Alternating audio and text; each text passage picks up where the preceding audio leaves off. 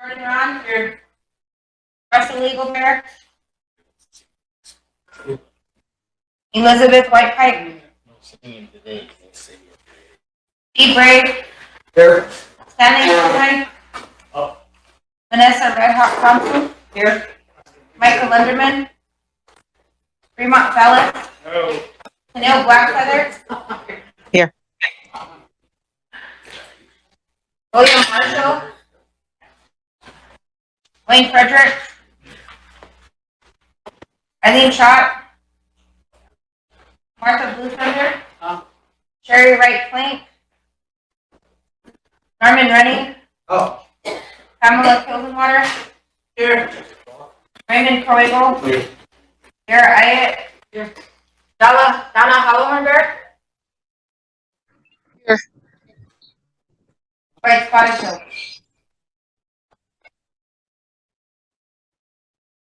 Wait. Bill. Russell. Yeah, gonna be.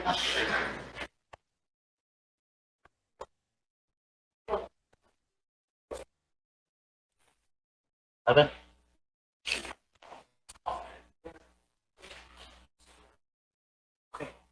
Oh. Okay, we have a quorum at 12. Fremont, invocation, please. Faceva anche lei anni che hanno obbligato che occhi che lei faceva. A cui il mondo la compra ci faceva na uovo esano buca ne aveva stelo diceva lo faceva. Aveva lei anche che TLE na RST mas os caras não compete faceva na o que hoje para não vou olhar na leapete que na taia não tinha pelot faceva. Naquela leapete que levo na o hina já que levo faceva vou que não uitosa stelo diceva pelot faceva. Leapete que na hoje é o o está foi o essa. Uno che uno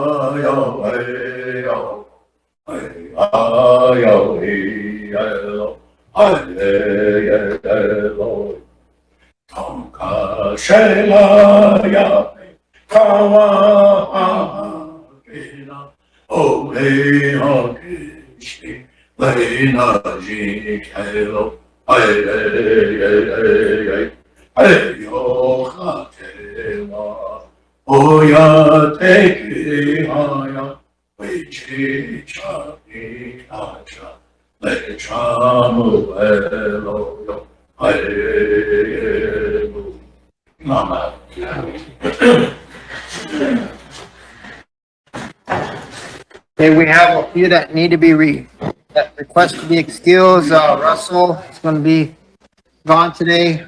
Dwight called in and Bill Marshall called in. Any other excuses? Requests? Steve? Good morning, Council and Administration. I need to be excused about Tuesday, Okay. talking about with some funeral arrangements. Okay, we need a motion to approve the excuses. Chairman, Go ahead, Doc. this is Donna. I'd like to be excused at 4, and I'll make a motion to approve. Need a second? Pam, go ahead. Morning, Council Administration. Do we need to add Lisa to it? She sent a message saying that she's going to be about 15 minutes late. Okay, we'll add her on there, 15 minutes late. Then I'll second her. Second by Pam. Need a question? Fremont? All in favor?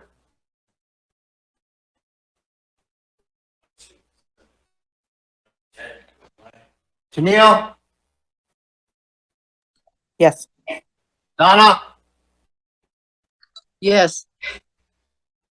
opposed? Not voting? Motion carried, okay.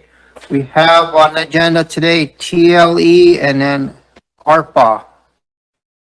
It's in that order, I guess. I thought we had the other way around, but, TLE, are you ready for your report today? Yes. Okay.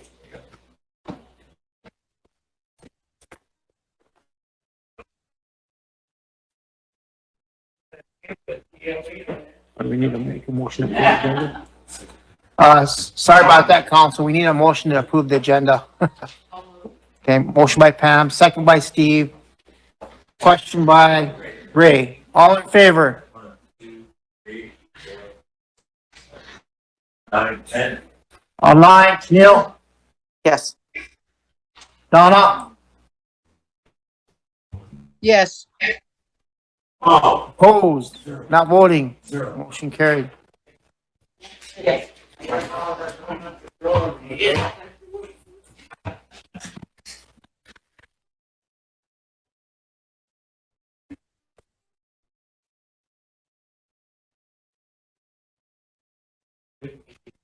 Oh, what, we hand out the.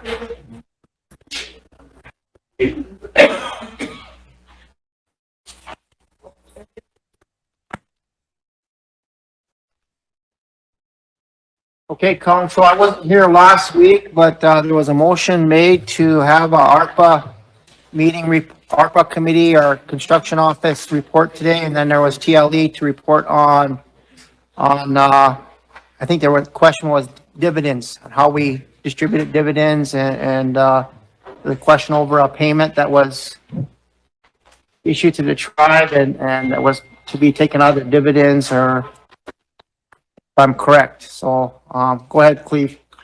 Oh, good morning, Tribal Council. It's been a while since I've been in front of you. But the staff handed out some handouts of how we distribute the, how's it put, distribution and net earnings. It's not really a dividend. It's a distribution of net earnings, which means at the end of the year, when our audit's done, then the board distributes, or actually, at the end of the year, when the audit's completed, then the board declares a distribution of net earnings to the tribe. And that could be up to 2%. And there can be another payout in April, but so far TLE hasn't had the income to do that first payment. Only the second payment, the 2% payment. And it's section 32 of the bylaws. I don't know if you've looked at the bylaws lately, but the bylaws is what governs the board and governs the staff.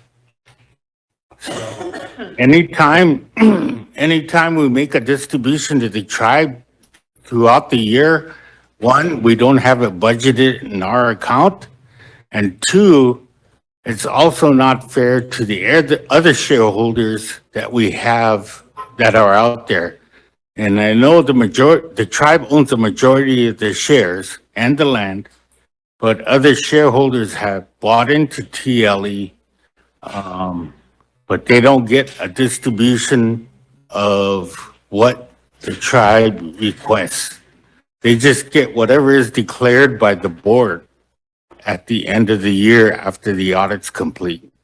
So, we're like that one commercial you see on TV where they talk about they're a fiduciary. And basically that's what we are too. We're a fiduciary for all of our certificate holders. So we act in the best interest of the shareholders, which includes the tribe, which includes other shareholders that we have in our, that have bought into us. So that's a quick explanation of the distribution and net earnings. We always talk about shares and dividend. Actually, it's not. its certificates, and its distribution and net earnings. So, I don't know if the board wants to say anything or add to that, but I understand that was the biggest question by the tribal council a week or so ago. Tara? Good morning, Tribal Council. Good morning, Oyate. Last week I was under fire up here by my colleagues, so I'm here to discuss myself in person. That's something that we need to do is talk about people when they're in the room. It'd be a little bit more professional. So once again, here I am. As for the decision that I made a motion in that meeting at TLE to pay for the cleanup out of the dividend. Okay, the Rosebud Sioux tribe, you know, I am a part of this tribe. I'm a Lakota, Malakota, you know, and when I voted like that, I stood on the land. That's something that I take very seriously. And when I voted that way, the land I was standing on, and that doesn't mean that we can go to TLE and act like they're a cash cow. That means that whatever dollars TLE has is to manage the land. So I'm standing on it. I don't feel that I have to answer to anyone about who I am as a Sichungu or how I view voting. You know, I never questioned how the Budget and Finance Committee spent $200 million without letting people know about it in the Oyate. But here I am telling you how I vote. Well, I voted that day because that 93,000, which actually came up to about 130,000, you know, it could have came out of what Budget and Finance can allocate out. Why does TLE have to do that? In the bylaws of TLE, it doesn't state anywhere that they have to hand out gosh papalapis to the Rosebud Sioux tribe at any given time. So when I stood that day and made that motion that we take it out of the dividend, I stood on the land. And so if you have a problem with that, then you need to come to me when I'm in the room, because I'll back myself up and I have an Oyate that will stand beside me to do it. So I'd like to, for the record, state how I voted that day. And that's the way I'm gonna vote, because this land needs to be protected. Too long I've sat on the sidelines as just a regular person watching our land get abused, watching this table take from the land without giving back. And I'm in a position where I can stand now on this land with my own 2 feet and this voice. And so I'm going to. And I don't care what any of you guys have to say about the way I stood, because there was other people in that room that also sit on this board that didn't back me up last week. And that's okay too. Eagles fly alone. Thank you. What? Mr. Chairman, you know, Dara brought up a fact, you know, it's 120,000, it added up to about 130,000. And then earlier in the year, we gave solid waste another 60,000. So that's almost 200,000. And let me tell you what that could buy. That could buy 150 acres over in Tripp County. And a lot of our mission is to purchase land. So, you know, that's the money we budget to, with land purchases in mind. And some of this money that was taken out was targeted for that purpose. So we have less money today to buy land for the Rosebud Sioux tribe because of that. And we still have money to buy land, but you know, it's just less and less. And there's always fee land for sale, and we just have to pick and choose. Right now, we're looking at a large purchase. We're negotiating with the landowner, and we're gonna have to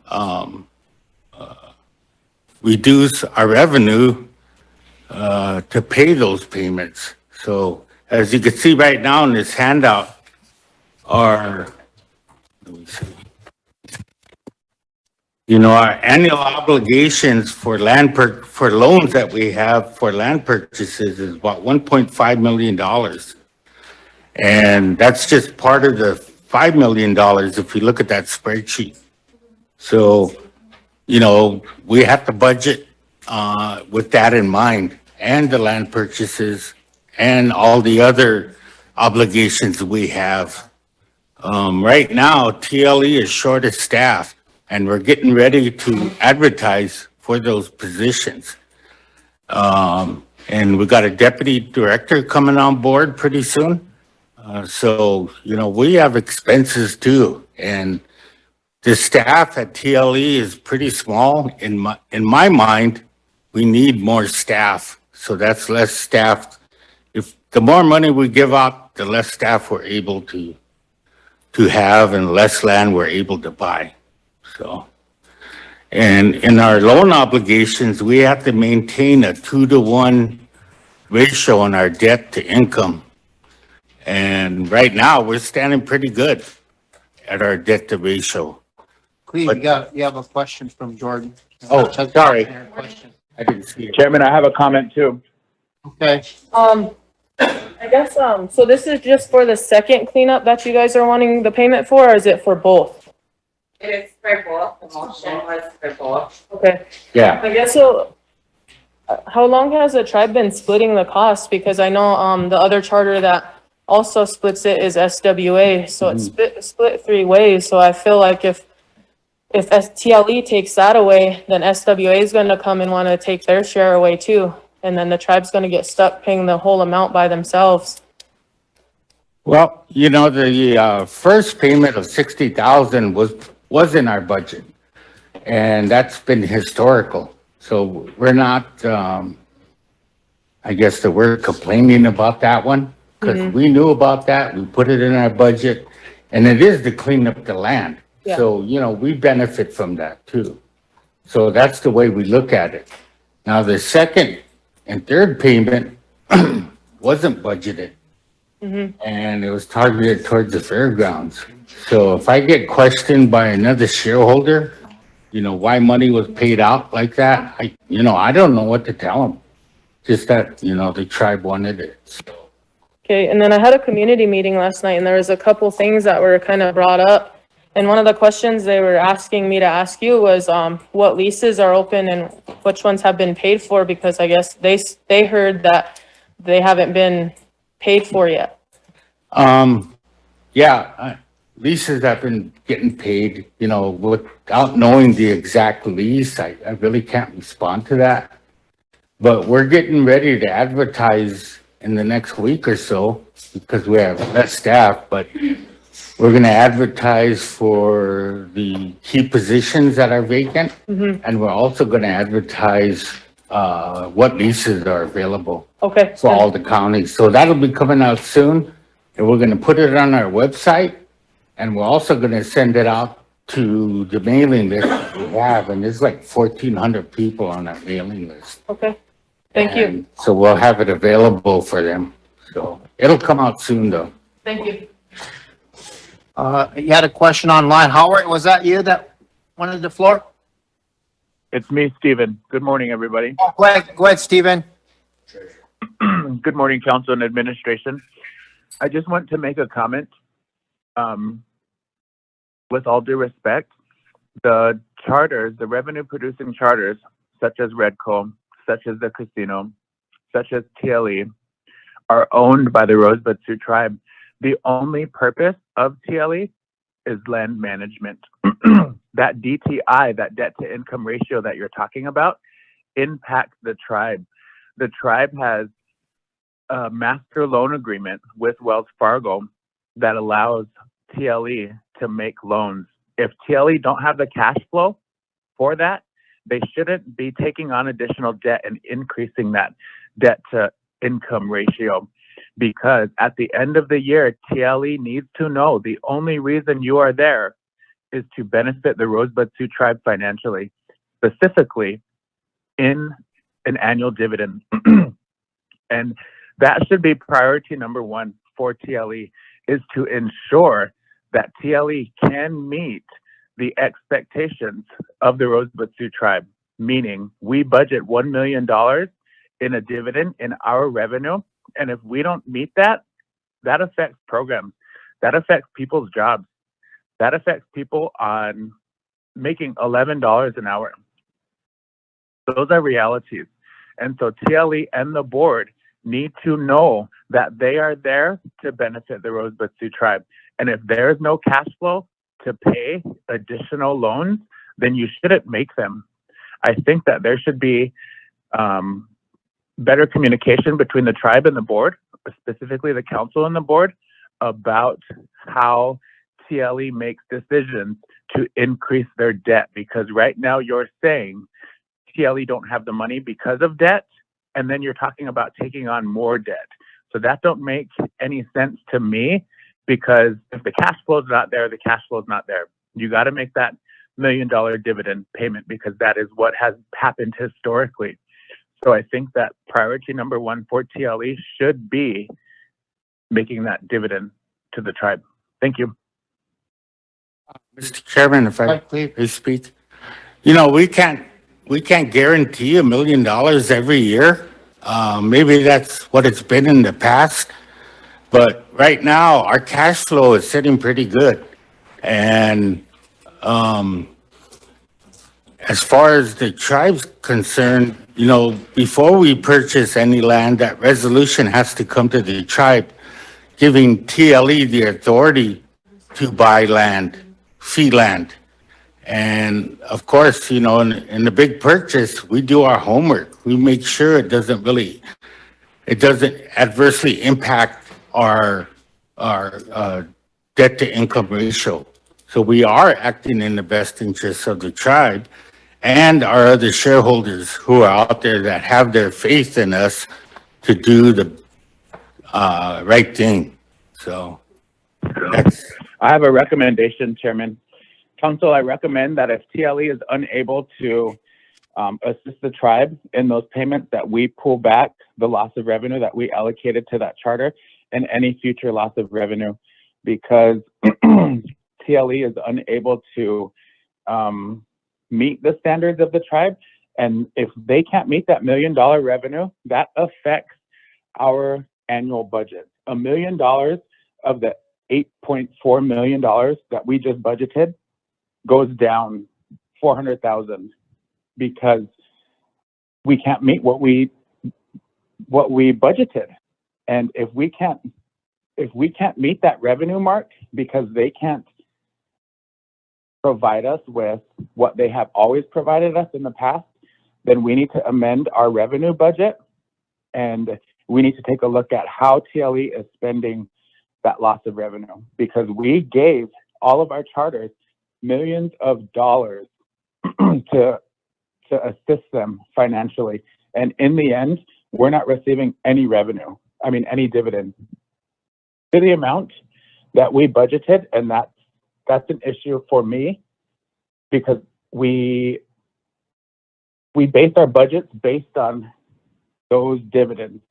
And if they aren't at the amount that we budget, then they need to reassess, and so do we. And staff will get furloughed and programs will be reduced. We know that. So I think we should probably look at how we contribute financially to our charters if they don't meet our agreements or our expectations in terms of annual dividends. Thank you. Quickly.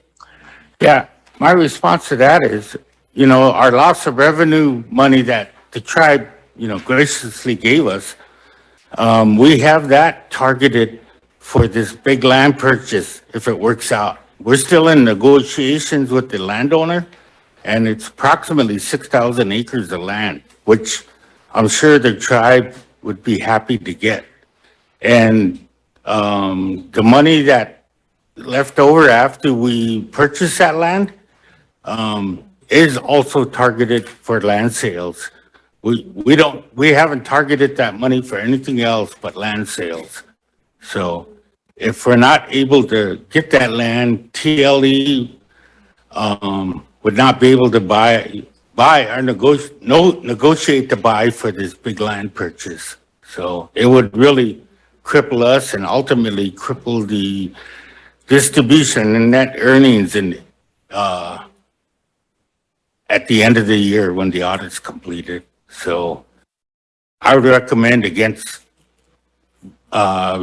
retracting that, loss of revenue money, so. And again, you know, I think about the other shareholders that have shares, and we have we have shares that are in probate right now. And right now, if we had to pay out all those shares that are in probate, that equals about $3 million. And it's always been our goal to have that $3 million in the bank when we distribute for those probates. So there's things that we need cash for to meet our obligations with the shareholders. Go ahead, Aisha. The purpose of TLE2 is not just to generate revenue for the tribe, but also to increase the land base for the tribe. And that is what majority of our money goes to, is to purchasing land. And we do have the funds to pay out the dividend. We budget that 900,000. It's not $1 million, it's 900,000. And I handed out the calculation for you guys. And we budget that, but we didn't budget the Rosebud Fairground repairs or an additional cleanup. Those things, if we have those at the beginning of the fiscal year, then the board can decide whether they want to include that in our annual budget. You know, we're just like you guys too, you know, we're operating off of what we budgeted for the year. So when extra expenses come at us, it takes away from the bottom line. And on these dividends, I wanted to point out, you know, the way it reads is in April, you get an amount of 2%. That's what it's supposed to be, but we've never done the 2 dividends a year because we haven't been financially able to. But a goal for us and for the tribe should be to where we can get to do that twice a year. You know, you could get that 900,000, maybe not 900,000 each time, but at least once, and then an additional dividend once we get there. And that last one at fiscal year end does not have to be 2%. It can be more than that, but it depends on our bottom line. So the more we pay out for Rosebud Fairground repairs, it takes away from the net income, which impacts the amount we can distribute to the tribe. So I just wanted to point that out. And then on the loss of revenue, that's determined based off of TLE's loss of revenue. You know, so it's not taking away from what the tribe, you know, gets for their loss of revenue. It's based off of TLE's. So providing that to TLE isn't taking away from the tribe. You know, it's helping the tribe by increasing the land base, which also increases the revenues we pull in at the end of the year. Thank you for those responses. Council, we budget 900,000. I'm just going to put it simple. We budget 900,000. We're receiving 600,000. We have to decrease our expenses for the revenue, for the general, because of things like this. That loss of revenue is based on calculations of those charters, but the CFRs state that we do not owe our chartered entities any money. That decision lies with council. If our charters are unable at the end of the year to meet what has always been given to the tribe based on what we budget our revenue, it's going to be negatively impactful to people's jobs and our programs. Bottom line, we need to either amend our agreement with TLE regarding that dividend, or we need to start furloughing staff and closing programs affected. Thank you. Go ahead, Cleve. You know, my response to that is, you know, is the same as yours. The 130,000 we didn't have budgeted during the beginning of the year, and we paid that out. But you know, also lease revenue. If we up our lease revenue, then we would make more income for the tribe. But right now, because of COVID and the whole shutdown, we were at $12 an acre for tribal members in Todd County, but we reduced it to $10 an acre in Todd County for grazing land for the operators because of the impact of COVID. and the inability to pay for those leases. So, but at the next meeting, the plan is to talk to the board about increasing our lease revenue. And if we do that, then yeah, we'll have more money available next year for the tribe for our distribution and net earnings. So there's a lot of factors that go into our income, as you would guess. You know, our own expenses, the loans, the grazing rate, or the lease rates. And if we increase those, you know, the operators are going to come at us and complain. So that's something the board needs to weigh out, you know, the needs of the tribe or the needs of the operator, and both, you know, do that equitably. Because you heard the operators before, you know, they have everything, their expenses are going up, diesel, everything, feed, everything they have is going up. So we hear those same complaints. So, you know, the leasing rates also impact our revenue. And if it was up to us, to the staff, we would have them a lot higher. But,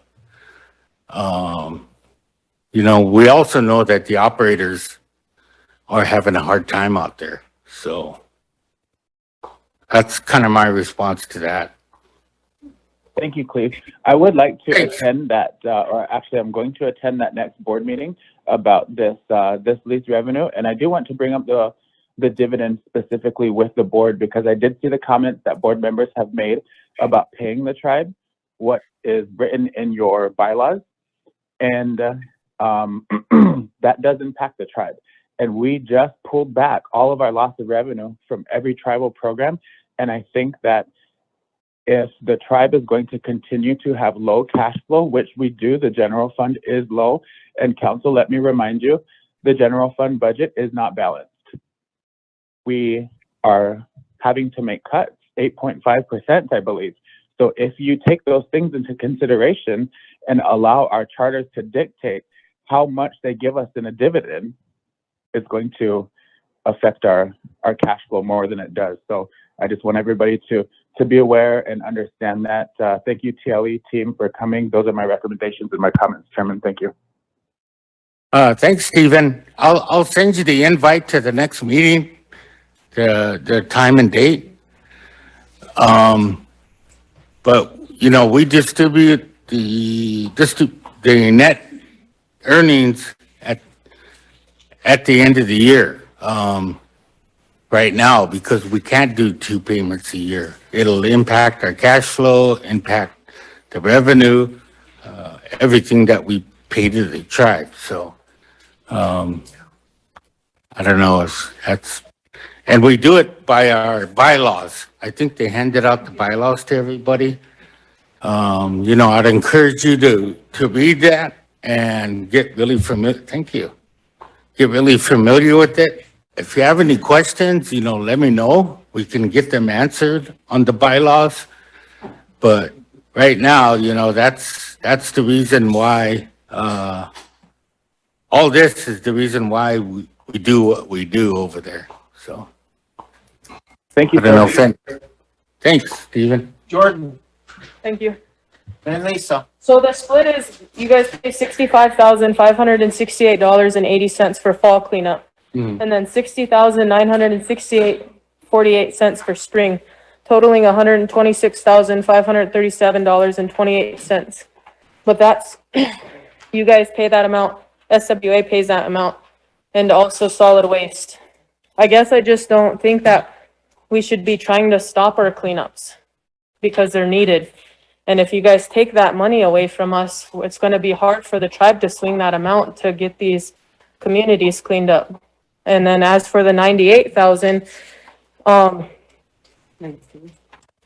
yeah, if you, like, what is that all for? What does that entail?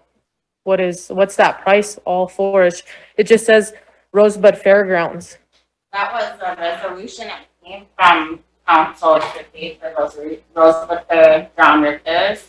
Was it the electrical? I'm not really sure.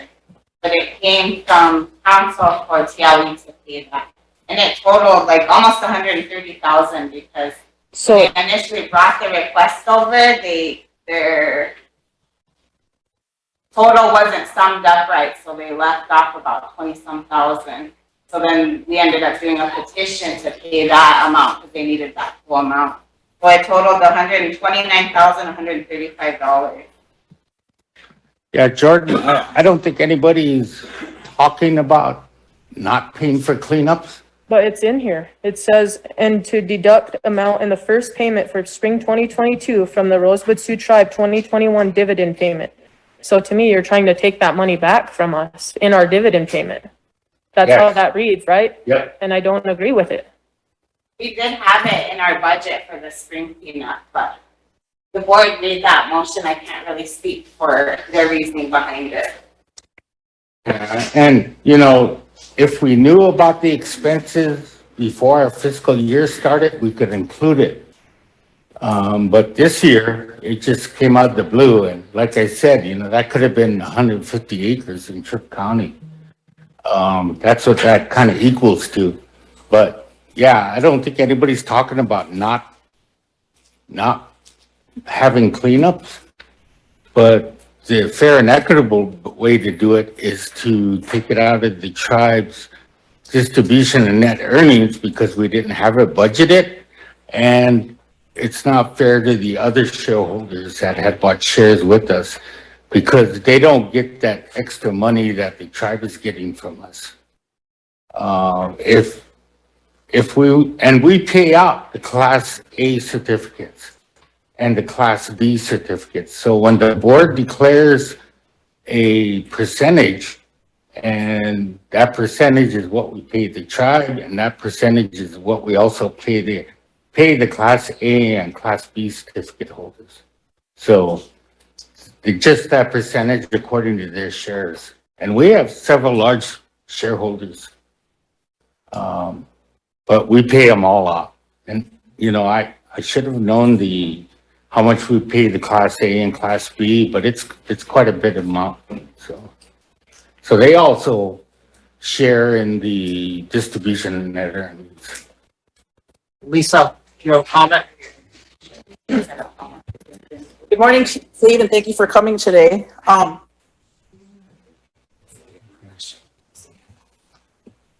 Good morning. Thank you for coming today, Council Administration. I apologize for my tardiness. I had a late start today, so. Cleve, can you give us some information on what you spent, what the TLE spent the loss of revenue on that was given from the tribe? Yeah, I had told the council that all of that is targeted towards land sales. And about approximately 1.1 million is targeted for that 6,000 acres that's available. And then the rest of it, we have been buying people's fractionated interest with that. Did you pay any loss or premium pay out of that? No, What was used to pay the premium pay for the TLE employees? The general fund for all, how many employees? yes. 16? And then what is spent on TLE board members per diem and how often do they get it? It is right now 200 or 250, but we're going back to the 200 and it's at every meeting or anytime they have to attend TLE business. Not when they come sign checks, they don't get a per diem, but. So TLE business would be? Like meetings attending today, it's not a regular scheduled meeting, but they get a per diem for coming today. But this wouldn't be considered a TLE board meeting because we're asking council's asking TLE to come over. Right. And they'll get, the at-large positions will get that per diem pay today. So when did it go back to 200, from 250 to 200? Just after. Your mother was in the hospital. Okay. Yeah. I'll go ahead and make a motion to direct the TLE board to pay the fairground repairs in the fall 2022 cleanup in full without deducting it from our dividend. Okay, the motion on the floor, the second, Pam? Any more discussion? Yeah, since we're talking about the cleanup, my community, we got started that second morning, and then they told us that all the trucks broke down. So my community didn't get to finish their cleanup. So since we're talking gosh bobs about the cleanup, let's talk about the cleanup. The lack of cleanup, okay? You know, Treasurer, I understand where you're coming from, and I'm still gonna stand on this land, you know? I'm gonna vote. I'm gonna do the best interest of the Rosebud Sioux tribe, but I'm also not gonna let my fellow council women and men bully me. I've watched many times, and the Oyate watches us. I've been studying everybody. I even study how you bully. And I'm standing up, and I'm not gonna back down. I do believe that, you know, this cleanup, it's gonna get paid, but I want a fair cleanup. I want my community to be cleaned up. Shoot. We got trash still laying there right where they left it. So if we're gonna be talking about the cleanup, let's get it cleaned up. And as far as TLE, you know, there's a lot of decisions that get made. There's a lot of decisions that get talked about, but nobody backs up where they stand. I'm standing on the land, and that's where I'm gonna leave it. Cleve? For the councils, just so you know, right now, the Rosebud Sioux tribe has 1,105,417 shares, which equals about $45 million. Class A certificate holders have 336, we have 336 Class A shareholders, which means those are tribal members. And their shares are 13,052, which equals $531. Class B shareholders is 175 of them that own 13,511 shares for a total of 550,000. With the probates, Class A, with our probates, it's there's 452 shareholders in our probates for their shares equals 74,000, and that's about $3 million that we've never had. If everybody went and did their probate today, there's no way we could pay out $3 million. So it's also, it has been a goal of the TLE is to put that $3 million away in the bank to do these probates. So the total values of the shares are $49 million. But yeah, you're right. And I've heard it, you know, the tribe is the largest shareholder and they have the most say. So, but you know, we have Class A, Class B that are banking on us to make the right decision for them. So, and the cleanup has already been paid for. I mean, it's already been paid. It's just the question of, does it come out of the net earnings for the tribe? There's a request for the read back to motion. Motion by Lisa Whiteside to direct the TLE board to pay for the fall 2022 fairground cleanup without deducting from the tribe's dividend. Second by Pat. That's the 129,000. That's all of it, yeah. I'm gonna vote yes, and it's under a state of duress. This is Scott. May I say a word? Go ahead, Howard. Yes. One of the things that's kind of interesting to me is I was executive director and I was on the board in the 90s, 93 to 96, and I was executive director from 96 to 99. And not once during that time did we have a distribution of net earnings because we were aggressively buying fee land, expanding our reservation boundaries, expanding them into Millette County, Tripp County, Gregory County, and Todd County. We were buying about 10,000 acres a year in fee land. And then in 2009, when I became director for a short period of time, we did not have a distribution of net earnings because we were aggressively buying fee land, trying to expand our land base. I do understand the financial needs of the tribe, and it's very important that TLE provide some type of means to help the tribe. On the other hand, like we all know, if we don't control our budgets, then you cannot spend any more money than you have, period. If you have $100, you can't spend $105. You can't doke shop from your neighbor for the extra $5. You just have what you have. And it's very understandable about the budget that was brought up. Although the budget's the budget, it doesn't necessarily mean that that's what you have. You have what you get. Now, one of the things that's very important is, what is the tribal council's position with this particular motion? And then they come back next week with another motion because they have some more needs. And then they come back with another motion. Now our shareholders are sitting there listening to this saying, oh, we can borrow money from the tribe. I can spend $105 even though I only have 100, because all I have to do is tell myself, hey, TLE, come give me extra $5. This is a very, very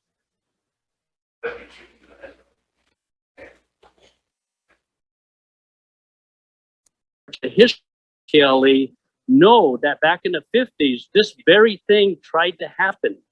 The tribal council wanted access to all the money of TLE. And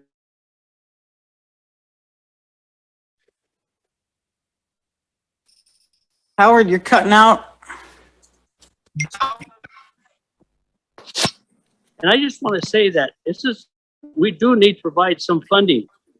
How we do it and where we do it is very important. So I think it's something that the council is a majority shareholder, and that's important, as well as other shareholders. So what we give to the council, we give to others. Just want to be cautious on how much we can keep giving without, because every dollar we give outside of buying land freezes our land base. Thank you very much. Thank you, Howard. Jordan? Thank you. So regarding the cleanup for the fairgrounds, I was just gonna ask my colleague if there was any other way that we could split this cost, because we split the big cleanup cost. I mean, he's saying they don't have it in our budget and we don't have it in our budget. Is there a way that we can kind of come to a compromise and split the cost? That way they're not taking the brunt force of that $129,000. I don't know where we'll pay that out of. I mean, because we already pay for a third of it, right? Because it's SWA, the tribe, and TLE, that all three of them pay for a third of that. So we already pay a portion of it too, a third of it. Go ahead, Cleve. I guess what I'm thinking is, if Jordan's talking about splitting it, then we would just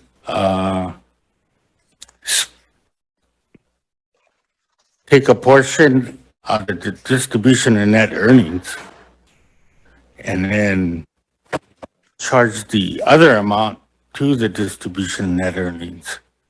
So we're paying, TLE will be paying part of the cleanup costs, and then the tribe itself would be paying part of it also. So if half of it is paid out of TLE and half out of distribution net earnings, then you're not looking at any other entity to do it. So, but again, that reduces what the tribe gets. So. And the spring cleanup was in the fiscal year budget. So that initial spring cleanup was budgeted for. It's just the fall cleanup that wasn't. And the repairs. Yeah, and the repair. Yeah. Okay, there's a motion on the floor. Second, Jordan? I guess just clarifying, I'm not talking about the fall cleanups or the spring cleanups. I'm talking specifically about the Rosebud Fairgrounds cleanup, the one that, I'm not talking about that stuff. The Talking motion, about the improvements that they made as far as electrical for the vendors. because that's the motion that was made, was to pay this amount. How much was that, Aisha? The repairs, the 92? $29,135. Is that both of them? That's for the fairground request. The cleanup for the fall and spring is $126,537.28. So I'm specifically talking about the motion that was made to pay this for the Rosebud Fairgrounds cleanup. I'm not talking about the one that we split 3 ways right now. So that's what I was trying to see, if there was another way that we can remedy that, because you're saying you don't have it in your budget. We don't have it in ours. So is there a medium that we can kind of come to a consensus with about how to pay that amount? Because that was an added cost to us. We didn't know that we was gonna have to pay that amount in repairs as well. So that's where my question was. Yeah, whatever way you split it, I mean, I think would be more comfortable with. Yeah. It's up to you guys. How do you want to split it if you're actually going to split it? The fairgrounds, whose management is that anyway? Is that budget inside of the fair managers, or, you know what I mean? That's one good question. The fair, who manages the fairgrounds? Budget and finance, can you answer that? I've always considered that We have a TLE fair managed it. manager. Because yeah. TLE doesn't manage it. When there was needing mowing up there, we did send Joe up there to mow it, and it's still the tribal land, so it would fall under TLE, I would So think. that's what I'm wondering. We need to establish that, who manages that fairgrounds and how we're gonna take care of it. After we spoke about the fair last time, I had the fair manager messaging me and stuff. And so, we have to get a hold of this bullying. It's not good. Everyone watches us. Jesus, not that bad. When are you guys gonna start acting like legislators? You're not in those positions to micromanage budget and finance. We need to set standards where maybe we need a budget and finance committee that has business degrees that actually manage programs successfully, because we're getting out of hand with everything. I'm just, if we have to run and jump for you guys, why don't you answer our questions? Point of order. Okay, point of order. Yeah. Thank you, Oyate. You need to, tone it down a little bit as well. Yeah, Thank you. when I'm not in the room, you should let them know that too. We need to start raising our hands when we want the floor. We can't just get up and start blurting out. So let's do that. That's that professional was talking about that earlier. Sure. Bud Cleve. Yeah, I was never aware that TLE was responsible for the fairgrounds. And I don't think we have any motion or resolution, that says that. If that's what the council wants us to do, we'll do it. But right now, because there's a lot of things that could be repaired up there. But I think at this point, it's not part of our budget. It's something additional. But if the tribe wants to do that, then I guess we'll have no choice but to do it. But we just don't know about it right now. So, and Joe. I have a comment. And the staff that goes out and helps, we just think of that as community service, because our staff goes out and do other things for people. I'm done. Let's call for the question. There's with TLE, there's always that revenue that EIA collects for us over there. We bought all that fractionated land back from the people out of the ILCA money. That was like $40 million. There's always a question on that, as how much of that is being collected for the tribe. It all goes over to TLE, so we need to be able to separate that sometime or another to see if we're actually getting our fair share of that lease income from the BI that's collected. So we need to decide that one of these days and really work on that. Make sure that we're getting our fair share as far as the tribe is getting for lease revenue. So I have a comment. Aisha, and then we had Cleve. We do reconcile our revenues at the end of the fiscal year, so we do see how much is coming into our accounts from the tribe, and we either pay that out or deduct it, because some of our revenues are coming to the tribe too. So we do have the percentages broke out in our software, knowing how much is TLE and how much is the tribe. Majority of the ILCA money is coming over here. And I know there's been a question on why that amount's gone down throughout the years. And we've talked about that over there, and that's because at one point, there was allotted people in those tracts of land. So the allotted amount is at a higher lease rate.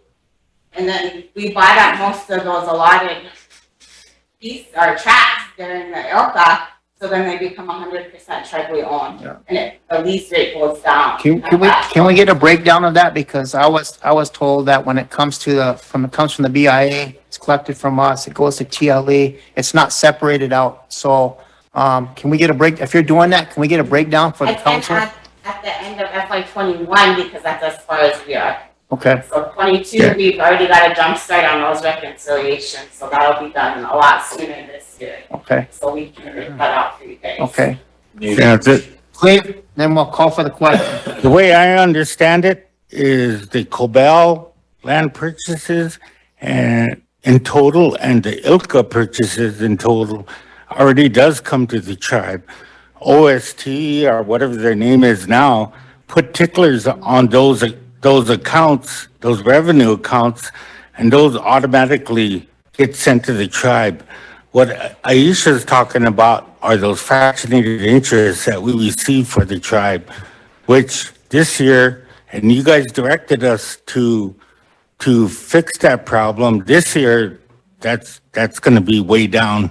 It's, we haven't finished our audit yet, so we don't know exactly how much it is, but for 21. But the ILCA and the Cobell totally goes to the tribe, man. I'm not sure what that amount is, but at Pine Ridge, when they did the Cobell, the payments that went to the tribe directly were about 800,000. So, you know, that amount could be showed to the tribe, how much you're getting in those payments, so. I'll call for the question. Steve? All in favor?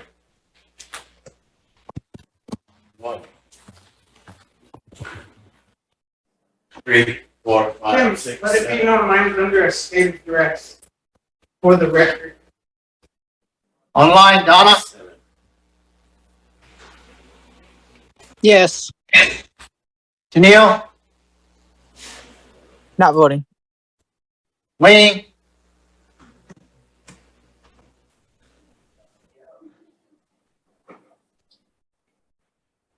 Eileen? Yes. Aye. Opposed? 1,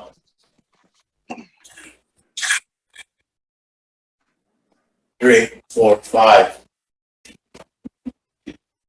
Donna, are you opposing? Oh, she voted in favor, okay. Was count 9 what? Not voting? What's the count? 9, 7. 7? One equals. 9, 5 opposed? 9, 5, 2 not voting. Motion carried. Lisa?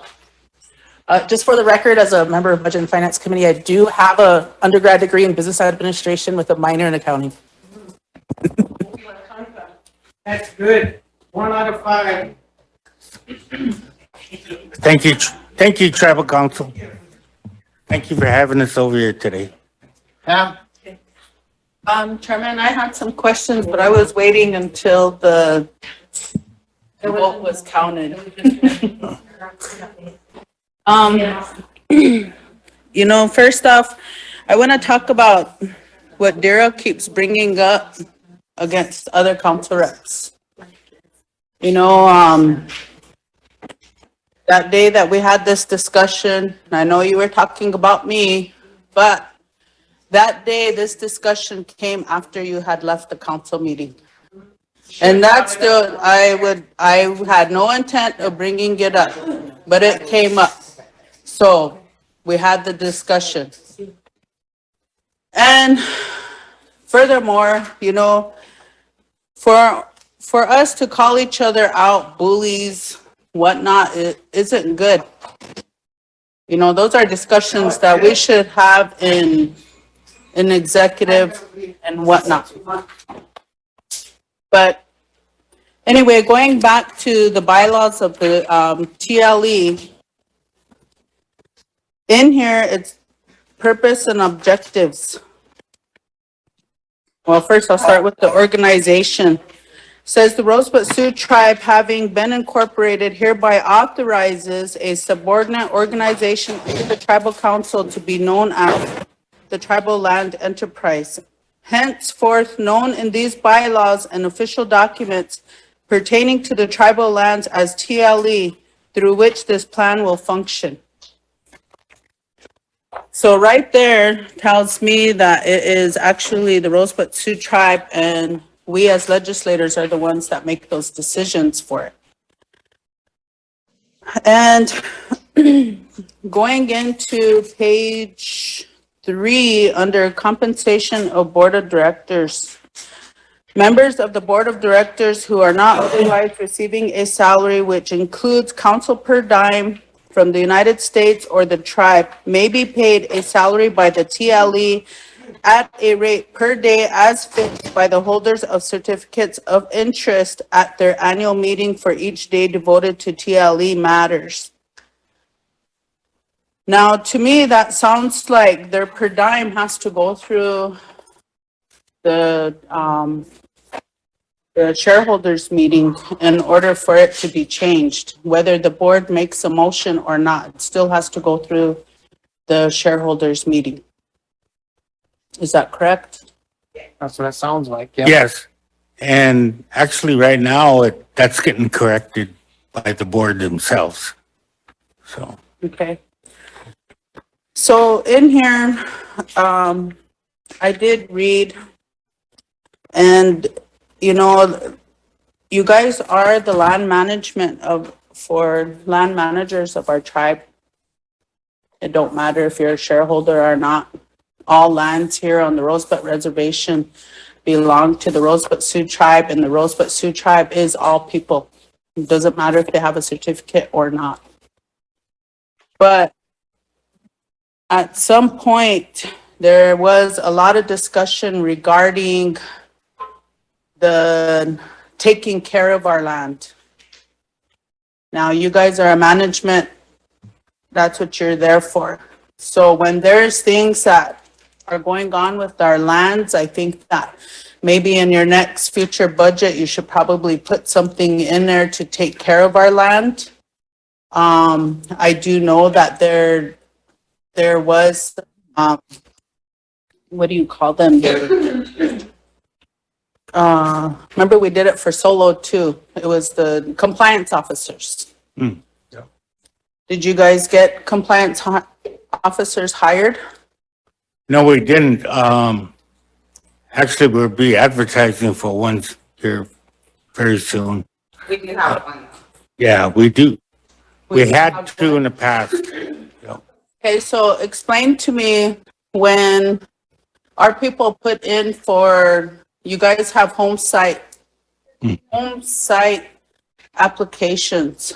In that home site application, it says if you are approved, you have, I believe it's 30 days, I could be wrong, to put your fence up, and, or is it's a year? Yeah. You have a year to have your fence up, and you're supposed to have a,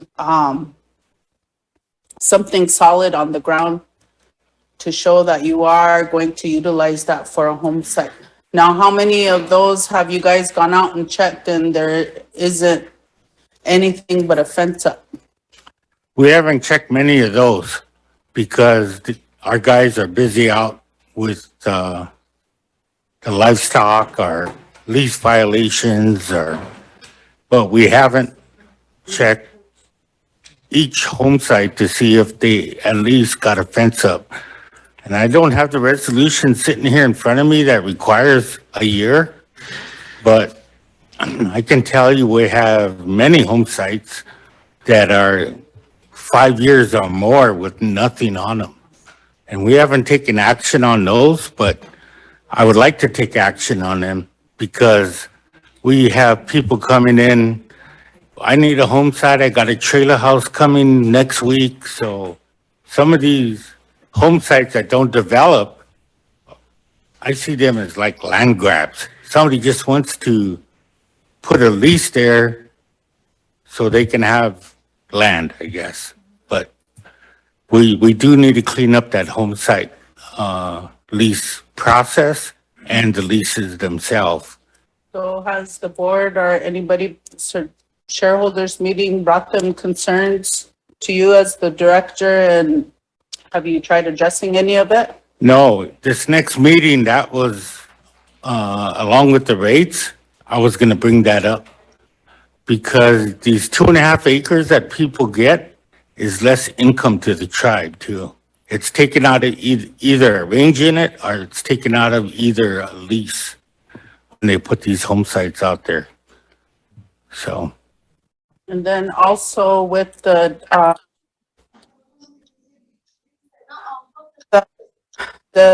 price of, I know I had the discussion with Dean when he was here from BIA representing the superintendent, but the certificate value, have you guys also made motions to get that looked at again to see what that value would be? you know, according to the bylaws, the Department of Interior is supposed to appraise our certificate values.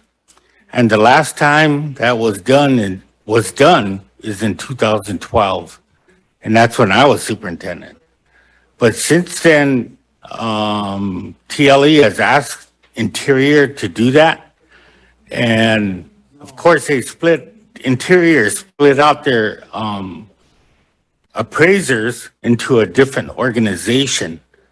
So, but those appraisers said they don't have the expertise to value our certificates.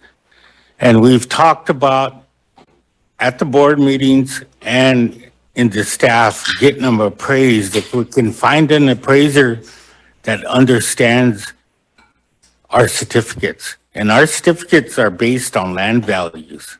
So like right now, land values are going up. So if we get it appraised right now, our certificate values may or may not go up. But if we did it, say 3 years ago, our certificate values more than likely would have decreased. So if we get them done here soon, with the land values going up, I think our certificate value may increase. But the board does usually make a motion to have the Bureau get that done, right? Oh, yeah, yep. And have they been doing that? And that's been done. And like I said, the Bureau said they don't have the expertise And I to do it. understand that, but every year, have you guys been making that motion to request that? I'm only asking Yeah. this because we do need to have some kind of support when I believe I made a motion with Dean as a representative from the Bureau down here that they look into some kind of correspondence with our chairman on why they ain't getting anybody here to appraise land. We need some kind of documentation from TLE also that, you know, that all these years that it hasn't been appraised, like you said, in 2012 forward, that's like 9 years. Right. That we need some kind of documentation that every year we've been asking for that. Okay, we haven't been asking for it every year, but there is an open request out there for the Interior to get it done. And they've so far refused to do it. There's a possibility TLE could do it, but can we find an appraiser that understands how our certificates are valued? I'm not sure. Pam, no appraiser wants to work with our tribe either, just for the record. We can't find an appraiser. We had Totes online. She wanted the floor. Totes, are you still there? I am. Go ahead, Totes. I told Can you guys hear me? Yes, we can hear you. Good morning, everyone. Sorry for not being there, but I have new staff, so we're doing orientation these next couple days. And I caught in really late because I had people texting and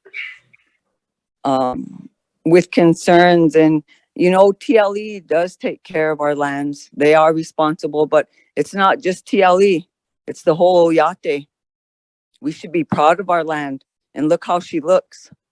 We're failing her. And that's where we get everything from. It's from Uchimaka. and we're killing her.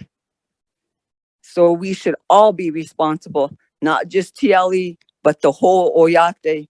We have programs that can assist with taking care of our lands. We don't have to prepare the grounds up there just once a year for Rosebud Fair. That's BS, man. We need to take care of her all year long. That's a sacred ground up there in itself. Grass should be mowed, trash should be picked up. That's everywhere it should be. So with the Oyate listening, let's take care of her together. And we really need to stop pointing fingers at each other. We need to stop using that word bullying, because it's really happening to our young ones, and some of them take their lives because of that. So with the Oyate listening, we need to try and work together to find the balance here, not for just a few or for our own relatives or family members, but for the whole Oyate and for the generations to come. We're forgetting things. We're forgetting why the people voted you in. We really need to be serious about things and make good decisions instead of pointing fingers all the time. And we need to help our own thrive and be successful instead of always tearing each other down. And you know what? We need to start making our programs be responsible for what they're really supposed to be doing for the people. They need to start doing monthly reports if they don't do it, and the people should be allowed to see those monthly reports. That goes for every program. But I'm venting today for the Oyate, for the land. And you know, we have our own ranchers who have been generation after generation, and we're also failing them because we're allowing the non-Indians to come in and lease our land and pay those that don't have cattle to make those lease payments.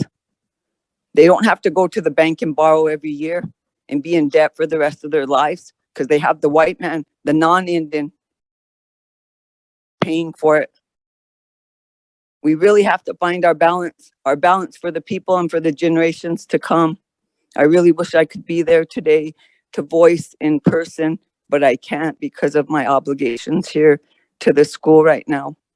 But I wanted to just voice that and be good relatives to one another. We're all there for a good reason, and it's for the people. Have a good day, you guys. Thanks, Scott, for putting me on the floor. You still need the floor? Oh, no, I was just gonna Okay. say that I was just saying that we can't get any appraisers here, Pam, because no one wants to work with our tribe. It's a pretty hard course to take, but it's only takes a few months. I know a few gals from Winter that I went to high school that have just taken it, and I mean, Christy Noam had some trouble with her daughter. You know, she had to bend an arm just to get her to pass that test too. So it is a hard test, and you know, it would be really good if somebody on our reservation, I mean, you know, we have so many people that are educated. If someone had an appraisal degree, I know we used to have one, but because of politics, our tribe never utilized her work.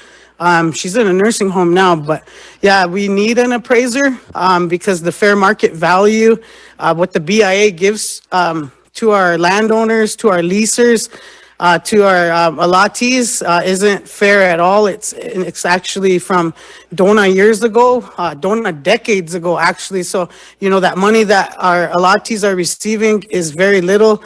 And I think that it would be the best interest of our tribe to send somebody to school to be an appraiser so that we can help our own lands ourselves rather than trying to go out and about and do it. So, thank you. We got Jordan and Pam. Thank you. I just, kind of like a follow-up question, or just to make sure. So will you guys budget the 2 cleanups for the next fiscal year then, just to make sure that you guys are preparing for both of them now that I think we're gonna start having them. Yeah, I think we're gonna start having them twice a year. So just to kind of get the ball rolling ahead of time. So just making sure that you guys are gonna start planning for the 2 of them. Yeah, that could be done. We just didn't know. Yeah. I like understand. everybody else. Right. Yeah. But I just hope that you guys start budgeting for that, so that way we don't lose that service or we have to worry about that amount later Right. on as well. Thank you. Pam? Thank you, Chairman. The questions that I have are pertaining to our big ranches that we've purchased. Now, are those still being occupied by the, current rancher that sold them in lieu of paying the monthly rent or whatever that is? Oh, no, we don't have any of those type of agreements. Okay, so. And there's no all the more of that? ranches that we purchase go out for bid. And so we get the highest price we can for the ranches. And so who goes out and monitors those? Our lease compliance guys. Okay, so we don't have no kind of overgrazing or anything like that, like we do our other lands. I wouldn't say that, but our guys do go out So and monitor them. in these, when you do see an overgrazing on these ranch lands, Mhm. what do you guys do to that person who's leasing the land and the home? If it's the leases that we manage, because TLE doesn't manage a lease. We take it to the board and recommend some action.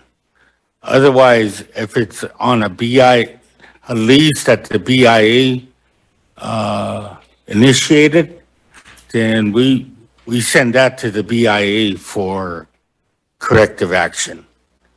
So Because they these- gotta live up to the I terms guess of I'm their talking lease. about these ones specifically, these ones that are inside this report. Yeah, The Robbins, Krogman and Plooster, Taylor, Ringneck, Rule, Hardgrass. yeah, Those we ones are the manage ones- those closely. So that's what I'm asking, what policy is in place if they are to overgraze or if they are to misuse the land in any form? What, is there plans in place for that? Oh, yeah. So how Yeah, many but- chances do they get within their lease period? It's all spelled out in the lease. I mean, I guess I can't think of an instance where corrective action wasn't done. If our lease compliance guys found it, we work with those guys to correct that action. Most of the ones on these ranches that TLE has are pretty good operators. And when our guys go out, it's mainly a problem of their cattle getting out of the lease. That's basically what we run into. But we're in conversation with those leasers all the time, all year long. So, Okay, and then like haying,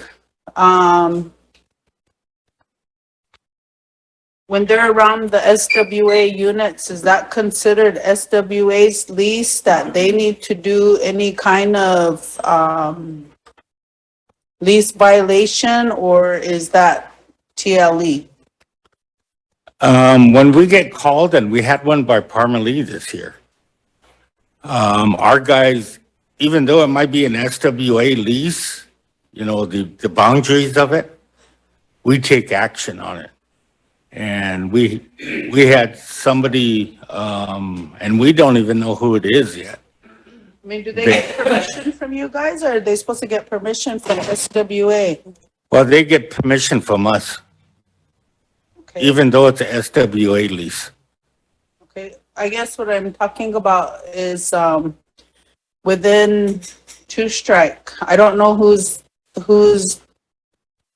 baling hay out there, but, I see all around the housing unit that there was grass cut and it was baled. Is that something that went through you guys, or did it go through SWA? Yeah. Or how I'm does not that aware work? of any cutting out there. We were never made aware of it, I guess.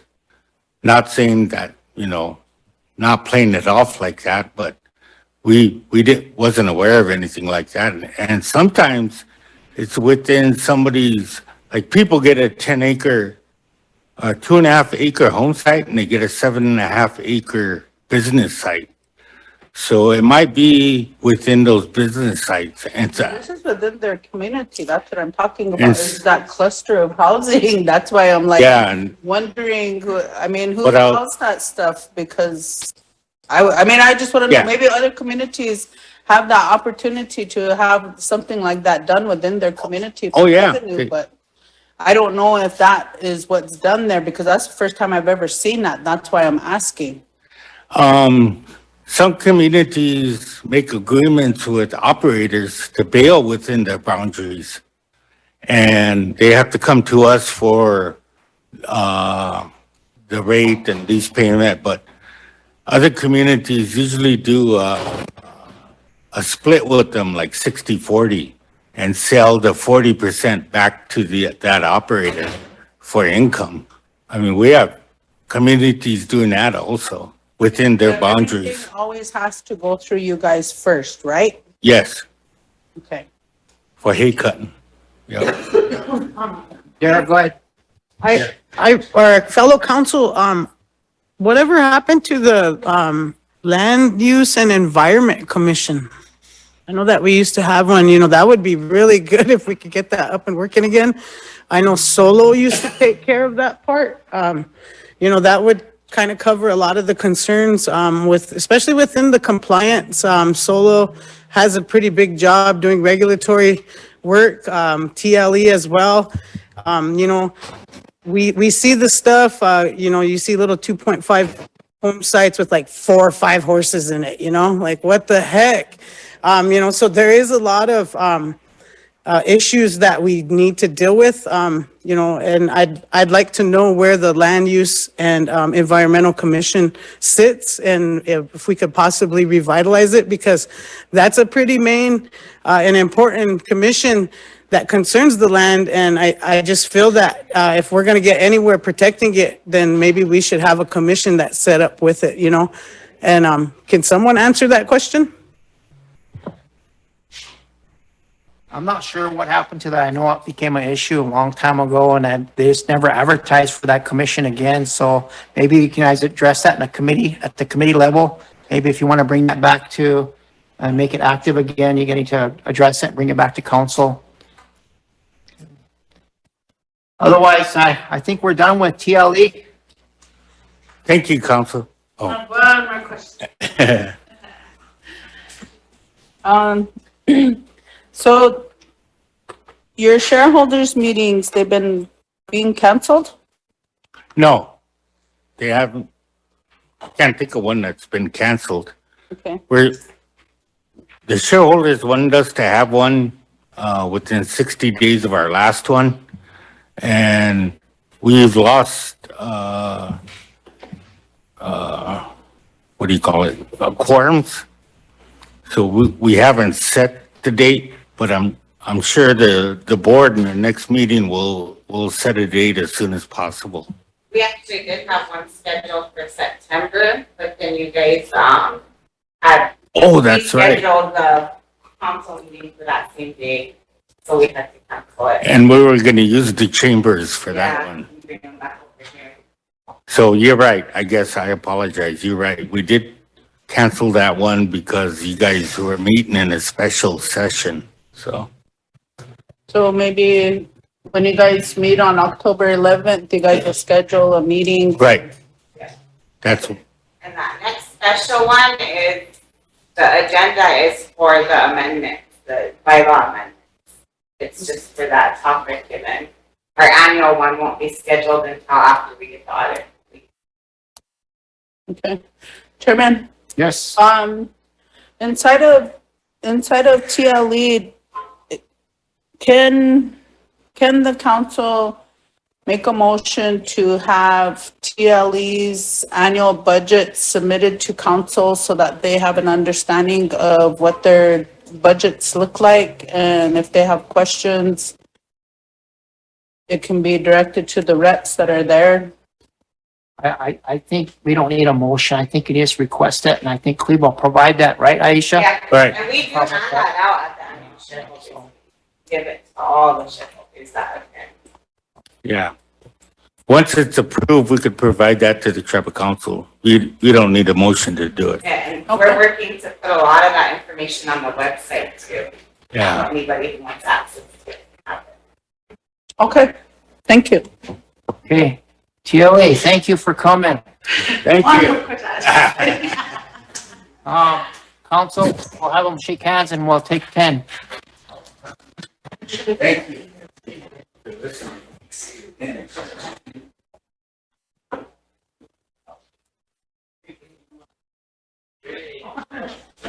Please, Paul. I know. I'm looking for a leader to get sore. Thanks for the question. If you ever have any questions, call me. I know you. Yeah.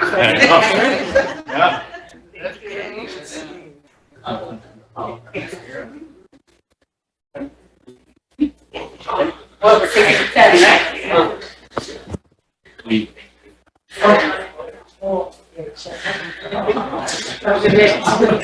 you. Thanks for coming over. I was still negotiating.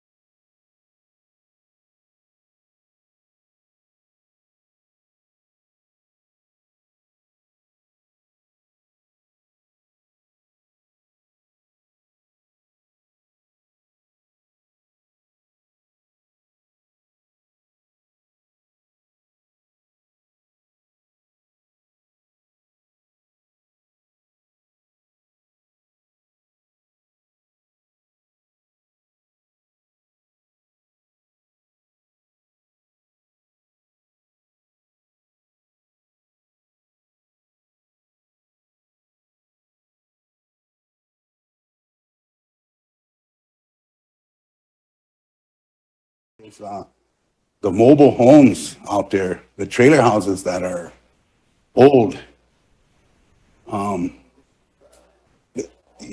You look at them and I know, and it's hard because I know when I go and I pray, I try to pray, my heart and my mind can work together, because if I listen to my heart, I'd be fixing everything.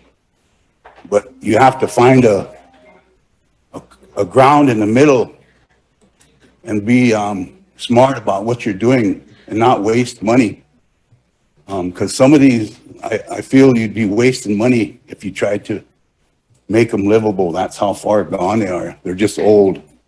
And on that line, I'm gonna throw out there that one of our goals up there is to start building houses. And I think these people who live in these dilapidated trailer houses with families who are actually helping themselves should probably be at the top of the list, because that decision of who gets what's gonna probably fall on you guys, how that goes. I know right now we've worked on 18 houses in Parmalee, 62 houses in Antelope, 50 houses in Rosebud, 32 houses in St. Francis, Corn Creek 7, Grass Mountain 6, Spring Creek 16, Swift Bear 14, Two Strike 6, He Dog 1, sorry, Horse Creek 2, Old Creek 7, Ideal Winter 5, Black Pipe 1, Upper Cut Meat 2, and these numbers will probably be updated, because I know for a fact that there's a couple more in Black Pipe that we've done, and there's a couple more in Old Creek that we've done that are in the process. I know my inspector had to go out and do inspection on five units yesterday and today. Steve has a question. Okay, Steve. We didn't forget Butte Creek. That's what I was gonna bring up. I don't see them on the list. No, we have actually helped, and that kind of surprised me, because we've helped a couple elders over there with a hot water heater, and one was electrical issue, and it kind of surprised me that it's not here.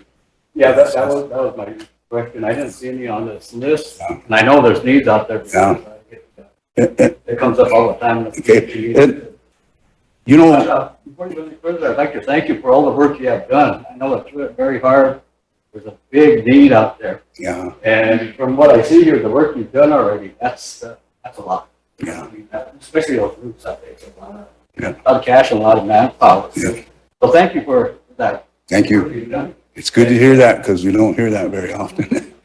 The other question I had was, now, the CARES, I believe there was some funds allocated for assistance. But Bob and your program, are they two different programs? Yes, the CARES was separate. Mine is just the ARPA construction. The other question I have then is individuals who put in applications for assistance there, and with your program, they have to put in a different application, right? But here, okay, little explanation there. Here's what we did. Some of those CARES projects that were a need, I picked them up. Oh, okay. And a lot of times we find the emergency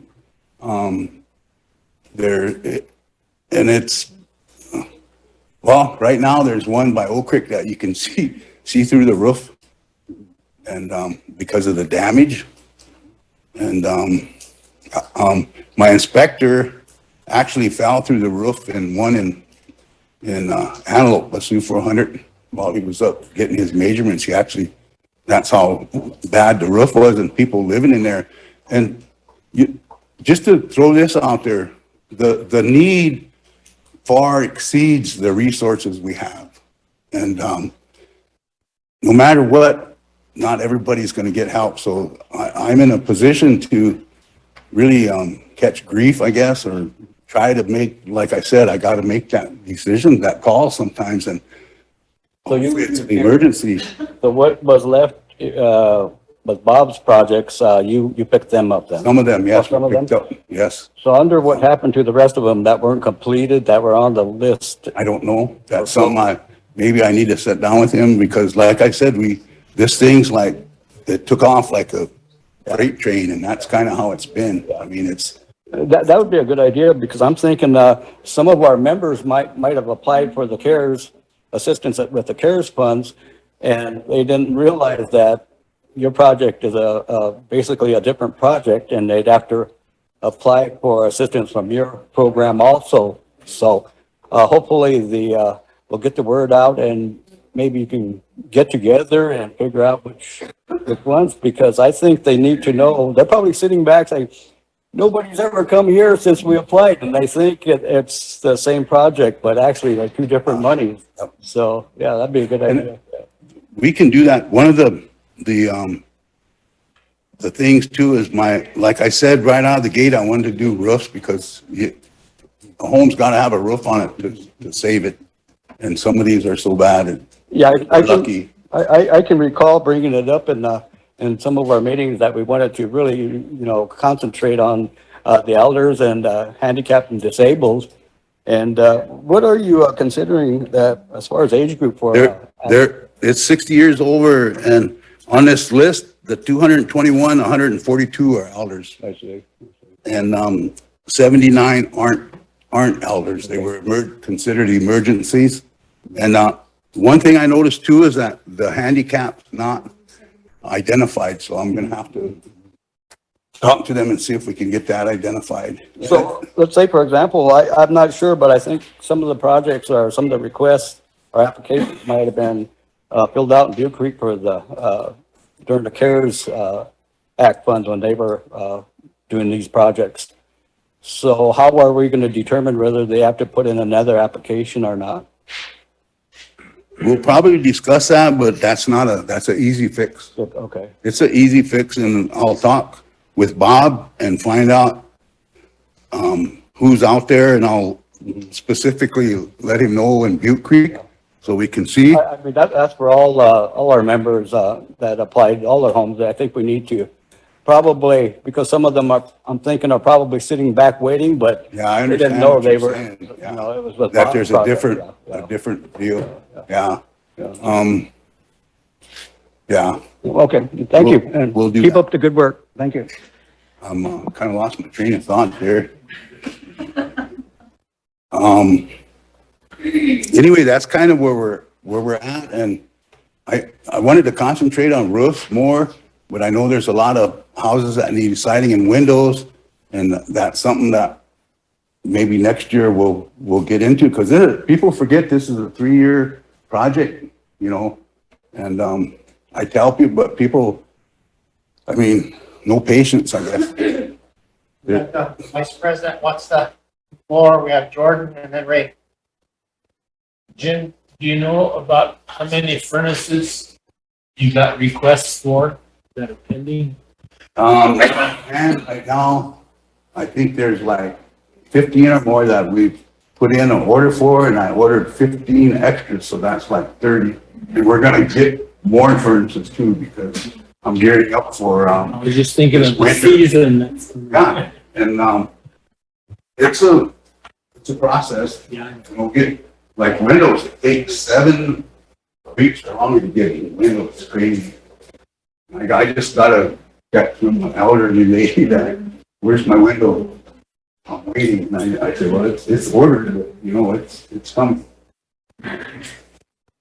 But that's kind of where that's at. And Thanks. and you know what? It's good to hear from you guys, because sometimes people don't know, and they have health with a health issue in the house, and we're flexible. We have to be. That's how we are as a people, and somebody's got a house that's ready to fall through. I know I went to an elderly lady's house, and her stool was ready to fall through the floor, but she didn't know who to, somebody, a relative told me about it and I went there and I really felt bad. And then, another thing too is I think there's 3 elders that we went and did extensive work to and they passed away. And one of them raised me, there's not even nobody living in that house now. Julie's, and that was some extensive repair that went into that house. We got Jordan and Ray. Thank you, Jim. Thank you for coming. I just have a question. So you guys have an application process, and then, so once you receive an application, do you guys call them and let them know like, hey, we got it, and whatever the status is? Usually when they bring it in, they know we got it. I don't know. That's Because I guess like I take a lot of calls and they just don't even know if you guys are gonna help. So I guess like I would like to see that. So let's say you were out there and more out there in the open. yeah, and then like if you call in, then yeah, we're gonna help you, Jim, or no, because I know I sit on SWA as well and we have ARPA money for construction and we can't do anything until we receive a list from you guys. Thanks to Gary, he's been calling me on some, and I had an elderly lady who, she's on my list, gonna get help, but, you know, like I said, it's taking long. Well, we've done a lot, but it's not like you can snap and it be done. And so she wants to come off our list and go get on housing. So I told Gary, that's what she wanted to do. So he's aware of that. And then there's another one that we did help them and they were trying to go there. And I told them, no, we have already helped them. So we have communicated that way. And I can understand your point there. And I think with that being said, maybe weekly I could get on there and like update, just give a brief overview of what we're doing to the public. I kind of suggested that too, when working with housing, maybe if they get an application up there, they should contact you to see if that individual is on your list already, instead of passing around lists, because they can get out and become a problem. So that's, you know, to me, it's like, it's money for tribal members, so it doesn't matter. What, you're eligible to get it. It's kind of like the money you give out. You can't stipulate. and I guess with this list, I was kind of hoping to see the names of the people that we were able to help. That's what I was hoping for. I know it comes into talk a lot saying that we can't see that because of HIPAA and things like that, but I feel like as a council, we should have access to those to see who's getting help. That's just my opinion on it, and I feel like that's what we should have been allowed to see. Something maybe for further discussion. I know there's, I don't know. To me, politics is not good on this place. Everything's so negative. And what's going to happen is somebody's going to see somebody's name and it's going to create issues. I'd rather see a name than be accused of laundering money. Well, I ain't laundering money. Well, until we see names, then. Well, I'm not laundering money. I'm not laundering money. Ray, go ahead. Remember now, you guys got to. Jim, for coming. Kind of on Jordan on the application process. Do you have it posted anywhere, or like a priority list? I know you kind of mentioned it, but is it in writing? Is it? We have a list. I have a list. But what is your application process though? I mean, is there a there's nothing out. It was out there when he first started, and you guys set it. You guys here set the priority list for handicap and elder, and then the next thing we turned into it was emergencies. So those were the 3 criteria that dictates what happens. And then just really quickly on this handout that you gave us, can you just explain? I'm assuming that's the age. That's the age. That's the age of the individual on the side. And why are these certain ones highlighted? Those are all elders. So the ones that are highlighted are elders? Yep. Okay. And then also you mentioned that the siding and windows were kind of like not a priority. But, in my community and surrounding my community, I had a lot of complaints about an individual who, well, let me ask you this, just a yes or no question, if any ARPA staff or elected officials got help with this ARPA funding?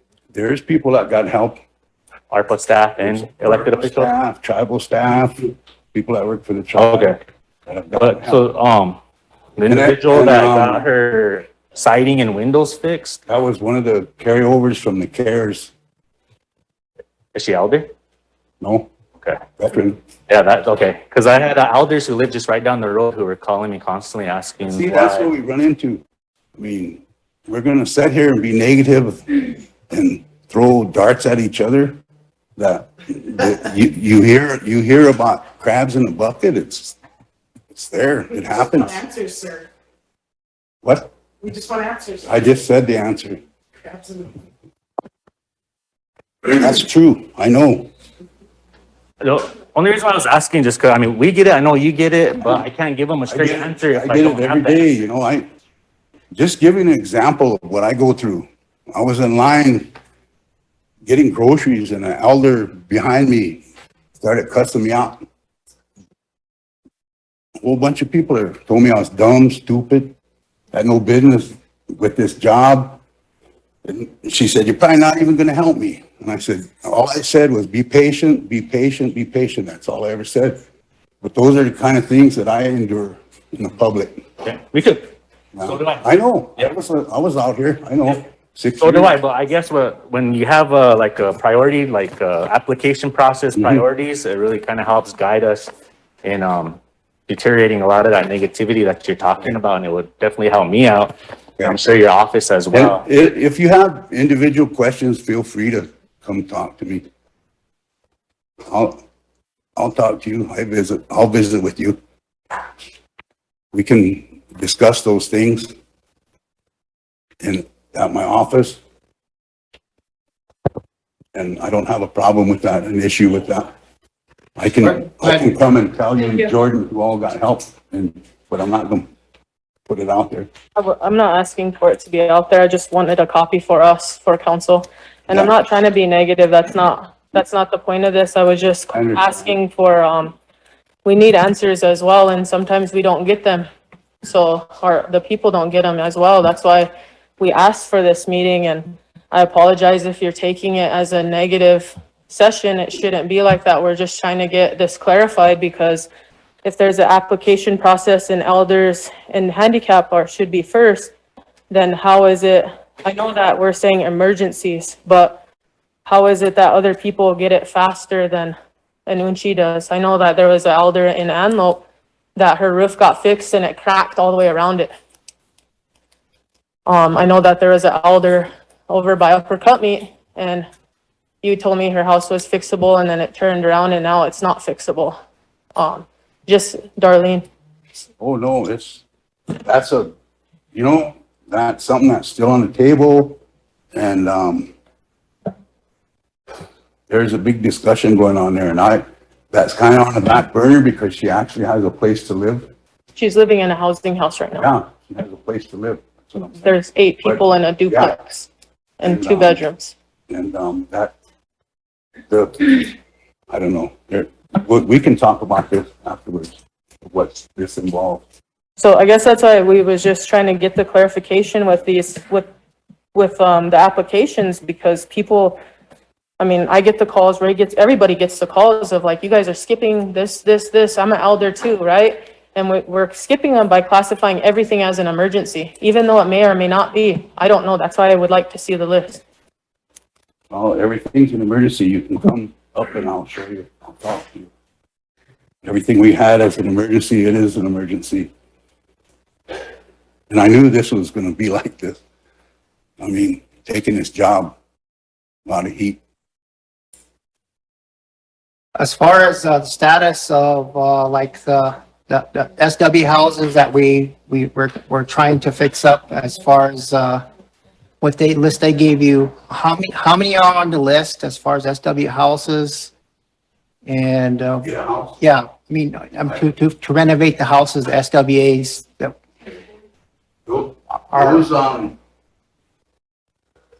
Because in the beginning, this office was created because we had such a homeless problem that we had some of our people living in housing that are substandard, that needed to be fixed right away. So the renovation part became part of the project. The housing, helping SWA fix up some of their rental units. We agreed to do that, and then we agreed to we approved 100 houses to be built. So as far as the SWA houses are Are you guys working on that or you have? We're working on that. It's kind of discouraging after a meeting with Gary the other day when they had to bid out building 5 houses 3 times before they finally got a bid. And that's what scares me about this because a lot of our people don't have the resources to bid and get the material and the labor. I mean, the material is a cost. We got a plan to try to deal with that and it'll get done here. There's 40 units and I've only been given 11 from them. And there's one that's at the top of my list. I'm trying to bid it out this week to an individual contractor who wants some work, a local tribal member, and they are willing to, they have the resources to do that, to get the material. But it's one that I constantly get a call from a lady every week on that, so. Question. Go ahead, George. I guess I'd just like to make a motion to have this detailed list come back to council with names of individuals specifically for council reps. Can you do that? I don't know, we're waiting for, Have a motion, have a second. we're waiting for a legal opinion from Lloyd Guy.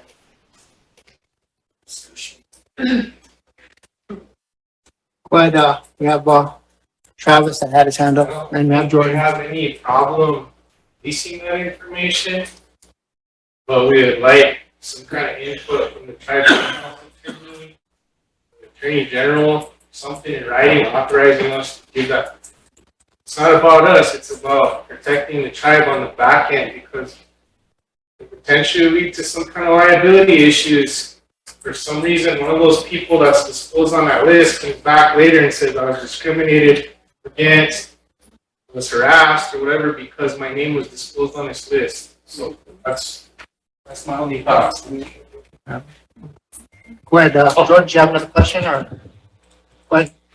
I guess just with Travis's point, whenever we fill out these applications, is there something on our application that we waive all that? I mean, we're asking for help from the tribe? No?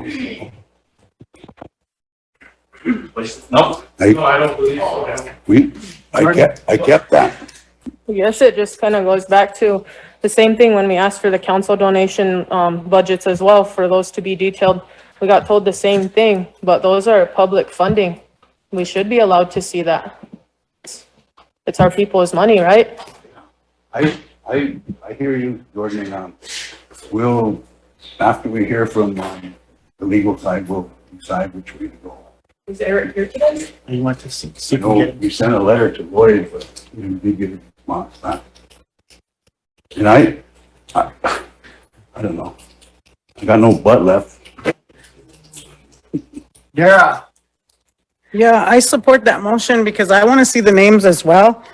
Like I said, it looks like an excellent way to launder money, and I will not be implicated in something that I don't feel strongly on. You know, our people need help. It took about 5 months. My little granddaughter is almost a year old now, and her house is barely getting fixed. You know, there's so many elders out there. I have an elder couple calling me right now. The mold, you know, they put in their application a long time ago. If you're accepting elders, then why aren't they accepted? So there's so many questions, and I think that your transparency and accountability can come through right now. And, you know, you do have a big position. You do have to answer. But telling us, I'll talk to you about it in my office, that's not how you answer to the people. So maybe you listen to us as your bosses and you get that. Point of order, you're this not his provided. boss. You're not his boss, Dara. Okay. Well, You're a I'm just saying the legislator. Oyate would like You're a to know. legislator. If you have any questions as far as his performance, then you come to me. Okay. There you have it, Oyate. I resent being accused of laundering money. It's not an accusation. It's an opinion. I resent Ani, it. go ahead. I resent it. Thank you for coming. I pray every day. Yeah, same place, same way. But I would just like to say, you know, if we are so strong about seeing that list, then if you was to go to Jim and sit at his office and talk to him, then if you needed to see it, maybe he would give it to you, because I did the same thing with Leah. I wasn't able to give those names out because the people doesn't want their names floating around. And, you know, I had feedback on that because it was discussed here, same thing, same way. And elders and others would call and say that we're being labeled as poor. The word out there was they were gonna put it in the paper, and they were gonna put it in the paper too. At the time the chairman was, and you know, they would, I had a lot of feedback on that because the people don't want their names out there like that. But with this, all you have to do is drive around your community and you'll see who got fixed. So if we have an issue about who got fixed, then we should go and sit down with Jim and say, why did this person get this help? One thing about that, we ourselves don't know what goes on in that home. Maybe you might know a relative and know that they didn't have that handicapped person in there or the issue that happened in there.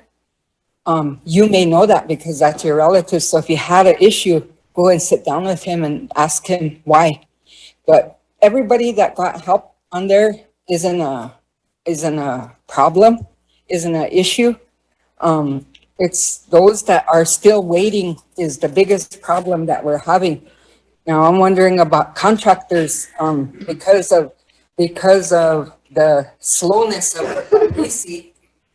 I've just been here, so I know all the ins and outs of this. So the slowness of this is, do you need more contractors, Jim? We have contractors. We've had to let some go because not all of them are, I don't know. I don't want to talk bad about anybody, but some have been not very good. Cause a lot of issues. So out there, because people are listening, maybe somebody does have a crew they're able to. No, they can, all they have to do is come in and put in an app, and right now, plumbers are hard to come by that actually know what they're doing. We have so many water issues in houses that it's crazy. And on top of the water issues, you have to be carpenter too, because most of the times you got to replace the floor, walls, everything. So the reason I was asking that, somebody might have a crew that they can get together that they used to do, and they can come and, you know, and those that were contracted but maybe not working, if they were to start doing a job, do they have to get a contract again, or like renew their contract, or can they just pick up from what they had before and go? We, how we've been doing it with most of our contractors is giving them an open-ended contract, and we do have some quality. There's some guys out there that can tear off sheeting on a roof and replace it and put the roof down in 2 to 3 days, and do it to pass inspection, and that's a big thing. If you remember in Antelope, that there was a metal roof that blew off. I got a call and said, yeah, one of your roofs blew off, you guys put them, and it wasn't even our roof, it was one that the Tree of Life put up because it wasn't done properly. And to me, that's one of the things that I try to stress, is that we want, our people deserve quality work, not someone coming in and just doing a halfway job, you know. They deserve that, you know, especially with this money that's free. And one thing I want to point out is, what would we be doing if this money wasn't here? We would be in a mess. The tribe would be, how many people? Look at these, some of these homes are ready to crash that we went into. And it's easy to point out negative, and I want to thank Steve, because it's very few and far in between when somebody thanks us. There's been some elder people out there that have actually told us thank you, and it's usually they're the ones that are appreciative of what we're doing.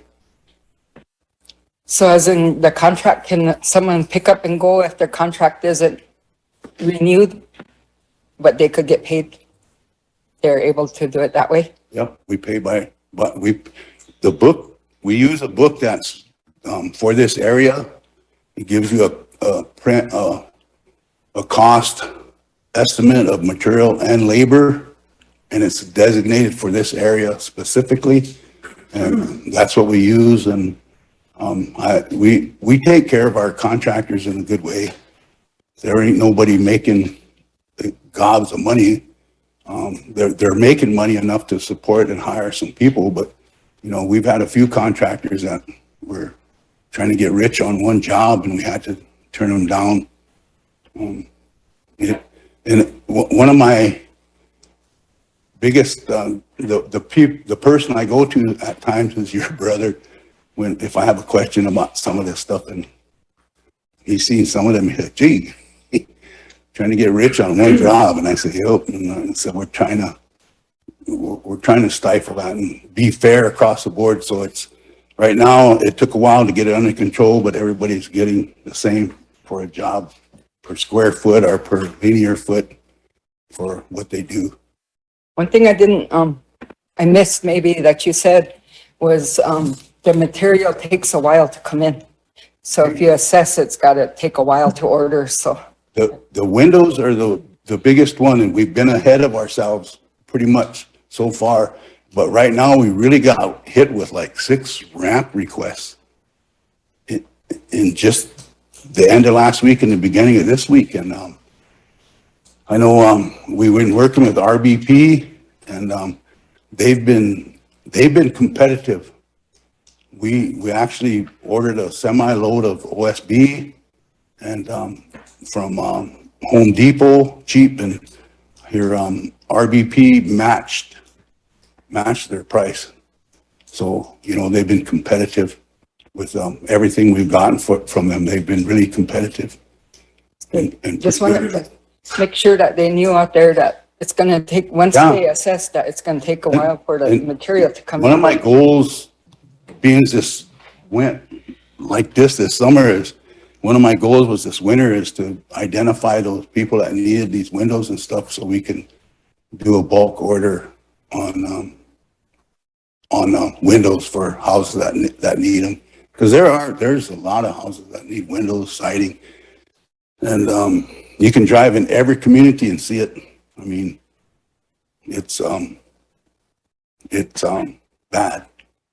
They're really bad, and the sad thing is, see a bunch of little kids running around, and that house is all they got. That's what the hardest part is. Okay, thank you. We have Jordan and Dara. Thank you. I guess I'm just asking for transparency. I'm asking for the process to be fair with the guidelines that were set. It shouldn't be about me. Just because I'm on tribal council doesn't mean my house needs to be fixed and it's emergency. It shouldn't be about what titles they carry. It should just be about what's an emergency for an elder and a handicap. That's what the guidelines that were set.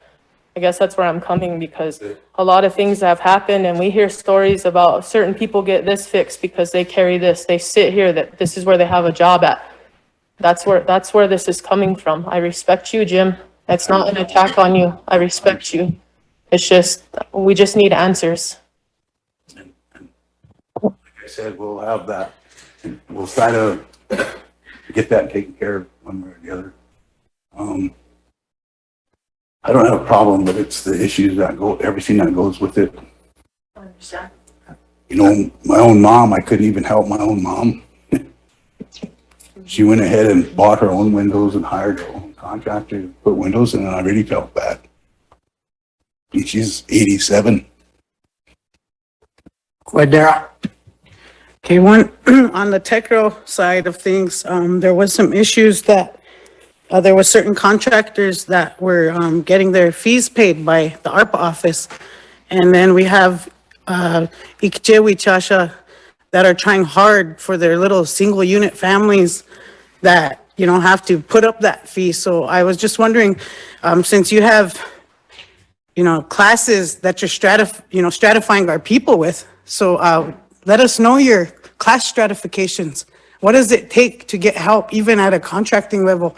Because we're not getting that help.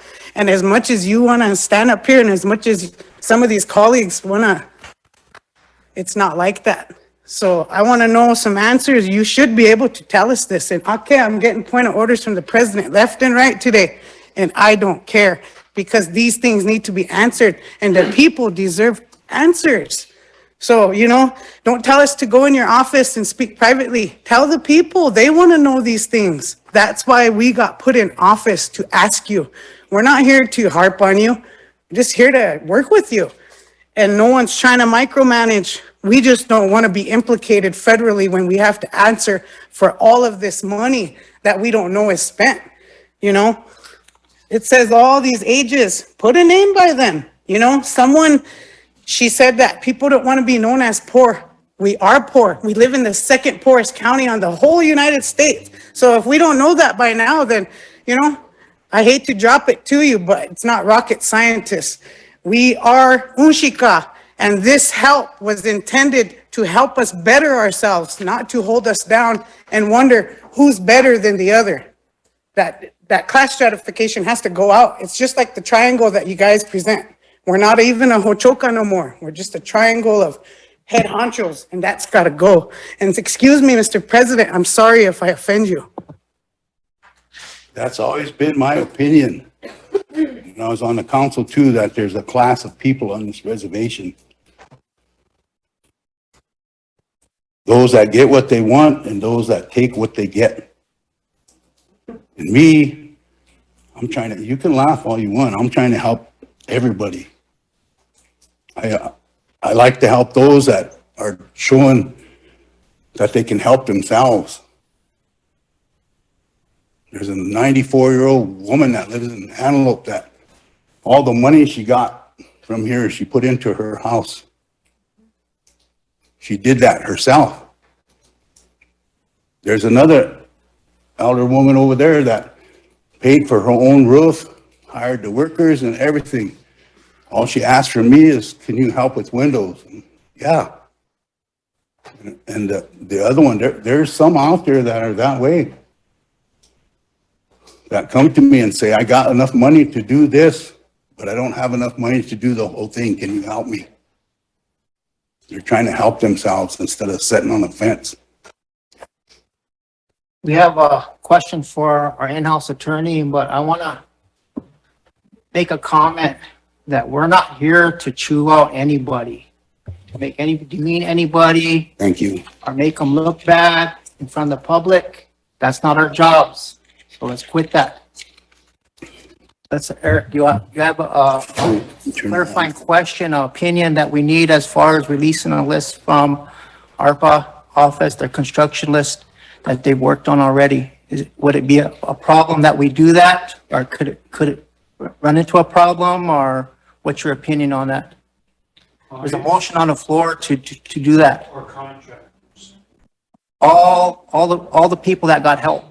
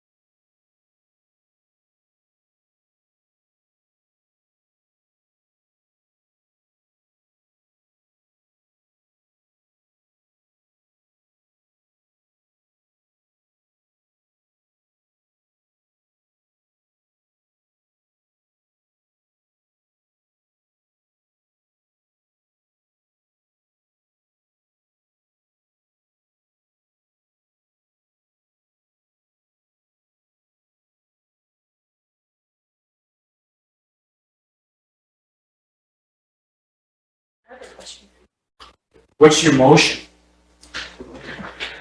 To have the names of the people who got assistance for the ARPA construction. He gave us the list, but it just has the ages and the communities on them. And the amounts. And the amounts. But I guess my question to you is, does it matter if it's federal funding? Because I thought that was public. It's not the federal funding part, it's You're just worried about the, confidential, it's the information of who the clients are. Can't get, it's like you provide somebody a service, but you ask them to disclose their their social security, their phone numbers, their mailing addresses, and you don't put on your application that could be publicly disclosed, then there might be some privacy interest for the person who receives the services that you need to protect.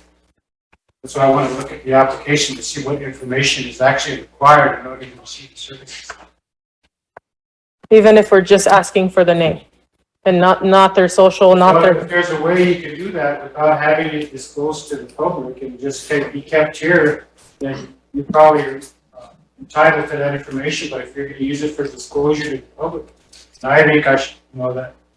Just to be safe, you should let me look at the application and make sure we're not disclosing anything that's confidential. That information that belongs to the person who received the services. I understand. Does that make sense? Yeah, so whatever Eric decides, we'll go with that. Yeah, so can somebody send me the application? Yeah, I'll get you. Okay. I'm gonna get back on I this. think I got one in my car. So we do have a motion on the floor. Are we gonna continue with that motion? Okay, continue with discussion, more discussion? Question by Ray. We're voting on the motion. All in favor? 1, 2, 3, 4, 5. Online, Donna?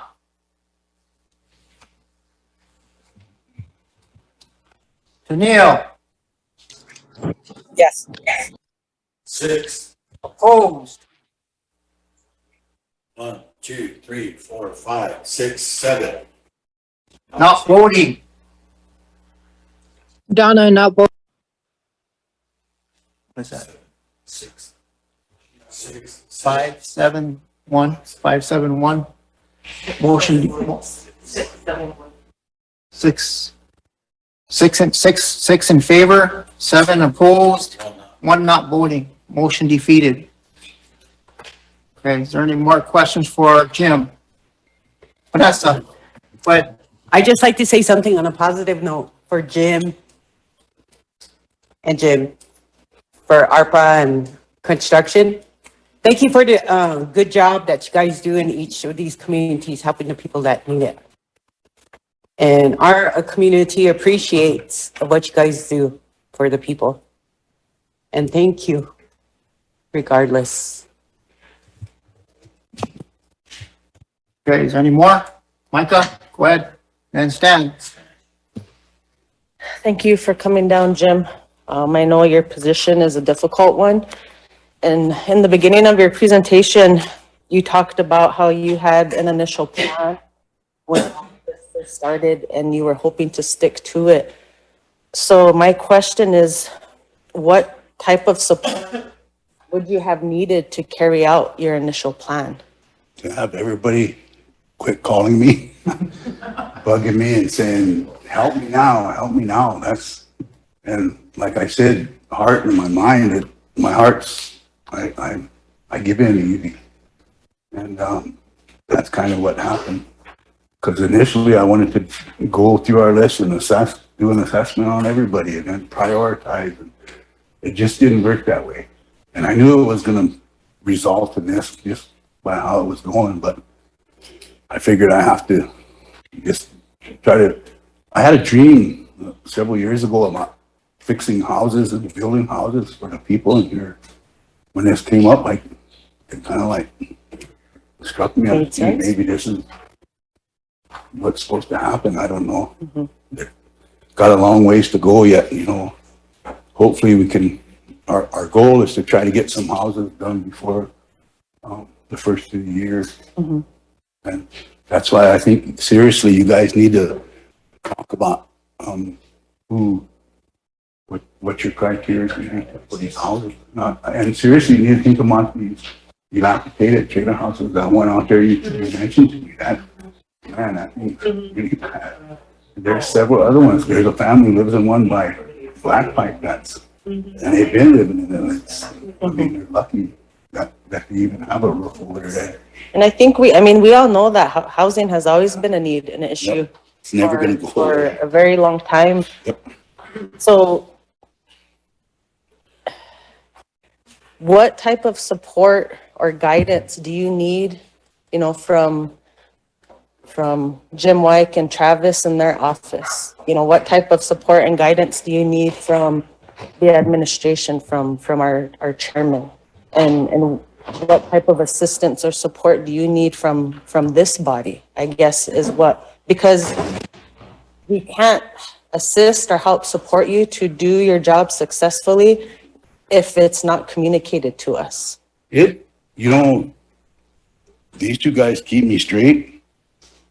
Like I said, I have a tendency to follow my heart more than my mind.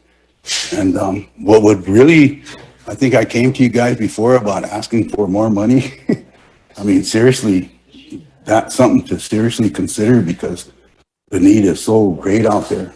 And I think once we start identifying who is going to get homes, I think that's probably a big one, because then we have to identify, it's a process, we have to identify the lots, a place to do it. And IHS is they've got money too to do the infrastructure for some of this, but hopefully we can coordinate everything together and make it work.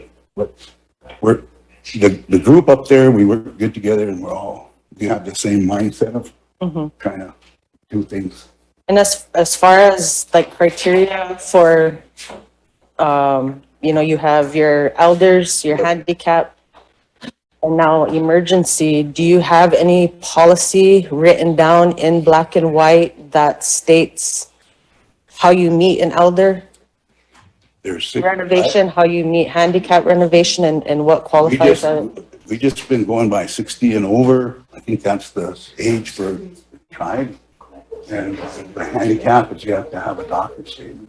Okay. Because I've had people come out of the woodwork too, all of a sudden with handicap. I mean. And then like, as far as like a policy for emergency? Health, I think it kind of says it in the ARPA thing about anything that detrimental to the health and well-being. Do you have anybody in your office or within Jim and M's office that could put that down? We can do that. We can do that. Just, okay, just to help. We might even have it there, I'm not sure. Okay. But like I said, this thing was going full speed when I stepped in here. And, you know, I know there's a lot of things that need to be fixed, and I thank all of you guys for the input. And I don't look at nothing as negative. And, you know, it's like my ate told me once, if you don't learn something new every day, you're not paying attention. So, you know, you guys all said some good things, and I heard all of them. And I'll just do my best.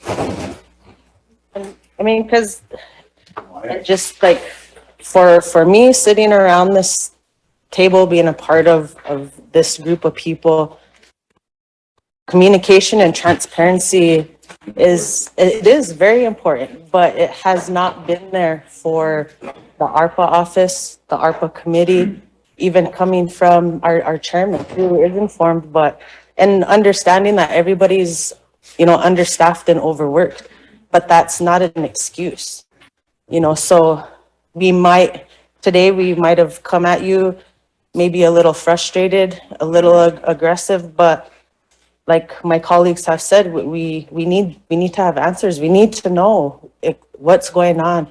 But because there's no communication and no transparency, we get frustrated. So our intentions weren't to make you feel disrespected today. What I'll do is give you guys a written report monthly of how many people have been helped and whatever, and if we settle that issue, I'll do that every month. Give it to the council, a written report from my office of where we're at, what we're doing. One of my big goals was trying to provide work for our local contractors. I know there's still some sitting out there, and some of them, I don't know what they're waiting for. they need to come talk to me. Hey, it's not, I don't know. Some grandma come up and said, can you hire my son? He's a contractor. I'll tell him to come in, but he never does come in. Those kind of things, you know. And we're busy.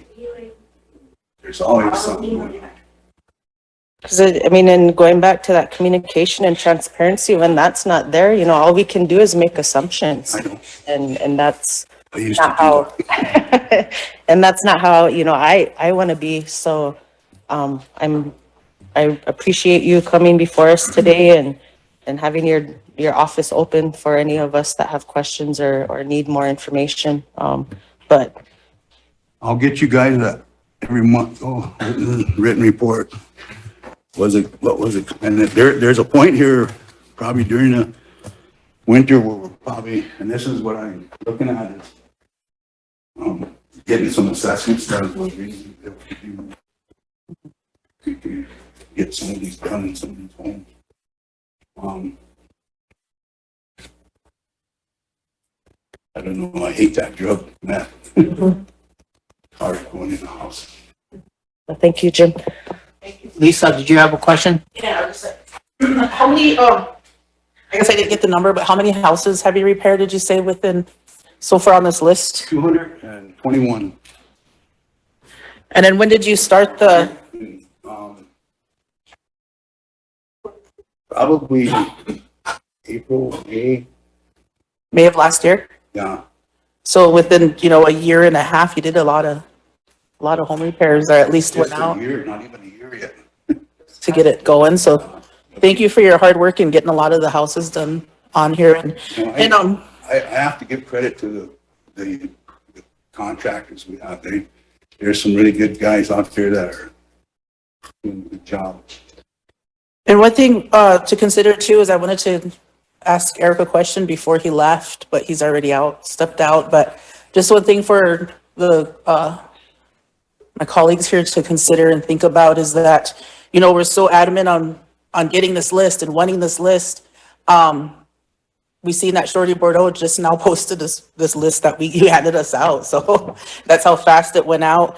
But once getting a list of the names, we got to really think about that too, because if there's some people on there that are getting, you know, their Social Security, they're getting SNAP, and they see their names that they got help in a certain amount dollar range to get their house repaired, they can consider that extra income, and that could affect their benefits. So that was something else I wanted to see if Eric can look into too, because I know it comes up. One thing too is I sat out here in executive sessions when I got home. I knew they asked me about it. I mean, if you have specific names or questions, you know, go to Jim or ask them. They'll let you know who got what help and stuff. But it's just, I mean, we talk about being good to each other and at least, you know, present it in a good way. So, you know, ask questions in a good way but I just, you know, into being considerate of the list, you know, it could affect their benefits they're getting too. So thank you, Jim. Sam. You're on the list. Well, I knew you came down in Corner Creek and you fixed some badly needed roofs down there. I just want to say thank you for that. But Furnace is going on that way. yeah, that's good. You're short on help. I don't know if I'm eligible. Me sitting here, I have a contractor's license for electrical, and I can help you on some of that. Maybe put a small crew together. And the times that I'm not here, if it's okay, if it's not, I guess I won't do it. You know? Yeah. Okay. Thanks. Good afternoon. Thank you, Jim, for coming down. My question that I had was, how many contractors do we have on that are actually working on units and getting things done? About 9. 9 contractors? How many did you start with? There were a few more than that, but we've eliminated some. we've eliminated some and then some just never quit coming. And, I don't know why. Well, I kind of know why, but that's, you can't come to an agreement. That happens. And then, so if we only have 9 contractors, where do you have them all working? I mean, I know we got some and according to the list, they're all over, but where exactly do you got them at right now? We just did 5 finals, I think, this day. So there's 5 that are going to be designated to a new, and I'm not sure off the top of my head of telling you where they're going to be, because usually what RBP, we put in a request for, do an assessment, put in a request for material, they order it, and then it's usually here. We say it's on the ground, so they'll just jump to another house and get that going. But majority of them are doing roofs right now, and we got about 4 doing interiors on houses that really, they're bad water damage. Okay, so we have 5 that are dealing with roofs and maybe some ramps or whatever, and then we got 4 that are doing nothing but interior. I'm actually, there's some that I'm gonna have to put on ramps because that request, all of a sudden we got all these requests, and some of them are like, they're in need. They want to come home from the hospital, but they have no way to get in the house. And a couple of them are amputees. And so that's, some of these guys are versatile to be able to do that, go from one to another thing. Okay, and then, so I'm gonna move this way, Chairman. Where, I don't know if the question's for you or maybe our SWA rep could kind of give me some information, but going back to SWA having ARPA dollars and able to contract, where is SWA at as far as workers and being able to deal with SWA units as part of their funding, and then also dealing with SWA as far as ARPA goes? How far, I mean, do we have enough contractors over there? Do we have enough workers? They're running the same problem, aren't they, Jordan, as far as being able to hire people to do their own contracting and bidding it out? That's why they let ARPA construction take what they did, because the requirements for that, for those would be, I guess we'd have to be able to do our own rules as far as hiring and bidding out those contracts for ourselves. Well, they identified the 40 houses that that ARPA was gonna fix for us. And then after that, then it follows the bid process for those houses. Okay, and then so under SWA, when we talk about their contracts, those are the ones that they have to have that high insurance, what is it called, that? Insurance? Liability. Yeah, liability insurance, they have to carry a bond. Those are things that you're talking about as far as SWA not able to do some of the contracting, right? Yeah, we have like a handful. Remember when you were up there, it's like the same ones that have that, the same contractors that have those. So those are the same ones that bid, but the other ones that don't have that go through their office. Am I correct, Jim? Yep. So the only part that SWA does is clean and clear them, and that's what they're working on right now on those 40 units that are identified. And then once that happens, then the list goes to you to start, right? Yep. Okay. So knowing all of this, what do we have going on for like our east area? I mean, do we have contractors over there that are working on some private homes over there? There's that's kind of like everything is, it's kind of like not neglected, but we haven't gotten there yet.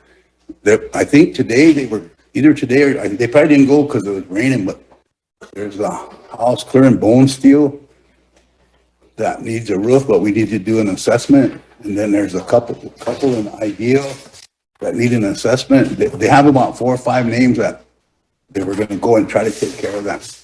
And, there is a contractor over there. I can't, Lisa knows his name, but he's a tribal member, or his son's a tribal member, and he does have a business license. So that's probably the route we're gonna go over that way. Okay. Also, you know, looking at some of this, what are we looking at for the winter months? What kind of work are you gonna be providing for contractors? There's all this interior work on these SWA units. What about for the private homes? You're not gonna do any, or? We're probably gonna do, I don't know, it depends. It's kind of hard to find a place for someone to go. Just like the elderly lady in SF. She has no bathroom, but she doesn't want to leave her house. I don't know what she's doing for the bathroom unless her neighbor lets her use it, but she refuses to leave the house and she's staying there. Okay. There's. Yeah, and that's kind of hard to do.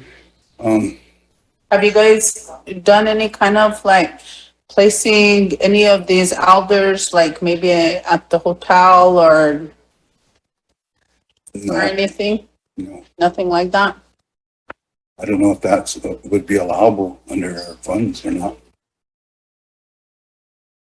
Are you trying to get a room? Yeah, I'm not elder yet. Oh, okay. Thank you. Michael. With the water and sewer issues, what role does the water and sewer program play with coordinating with your office? Are you guys working together? We're trying to,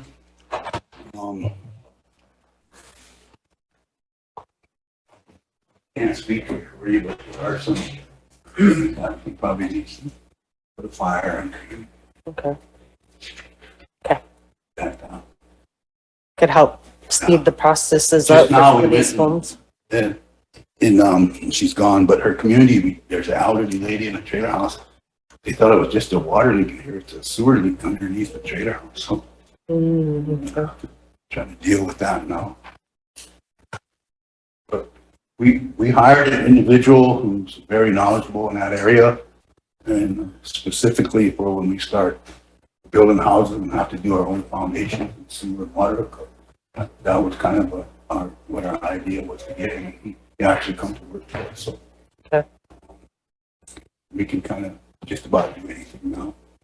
Because that was kind of the initial plan, wasn't it, Scott? Right. Yeah. To have the Shorties program come and. We're trying to coordinate with Shorty when we're doing these burnouts, because we're starting to look at identify all the burnouts. When we get these houses completed, we don't know if we're going to do like maybe a few for law enforcement, or we're gonna try to do a few for law enforcement to see how well they work. And then one of the council reps didn't want cluster housing, so we started identifying all the burnouts and how we can clean them up. And then Water Resources was involved in that water source, so they're part of that process of getting us hooked up and stuff. So. Okay. And something's down. Bob said there's something down. We have that program you can get on and it's identified. The GPS? The GPS is down right now. They're having a problem with their server or something. So we were trying to look at something else. Okay. Anything else? Dan? Jim? I have a question. One of my committee members, he doesn't have a hot water heater in his house. Which?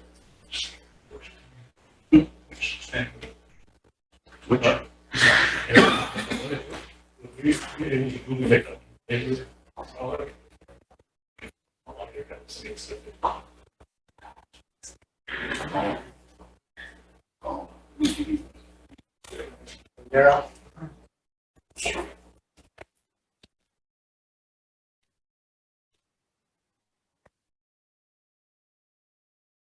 Jim, you got something to present?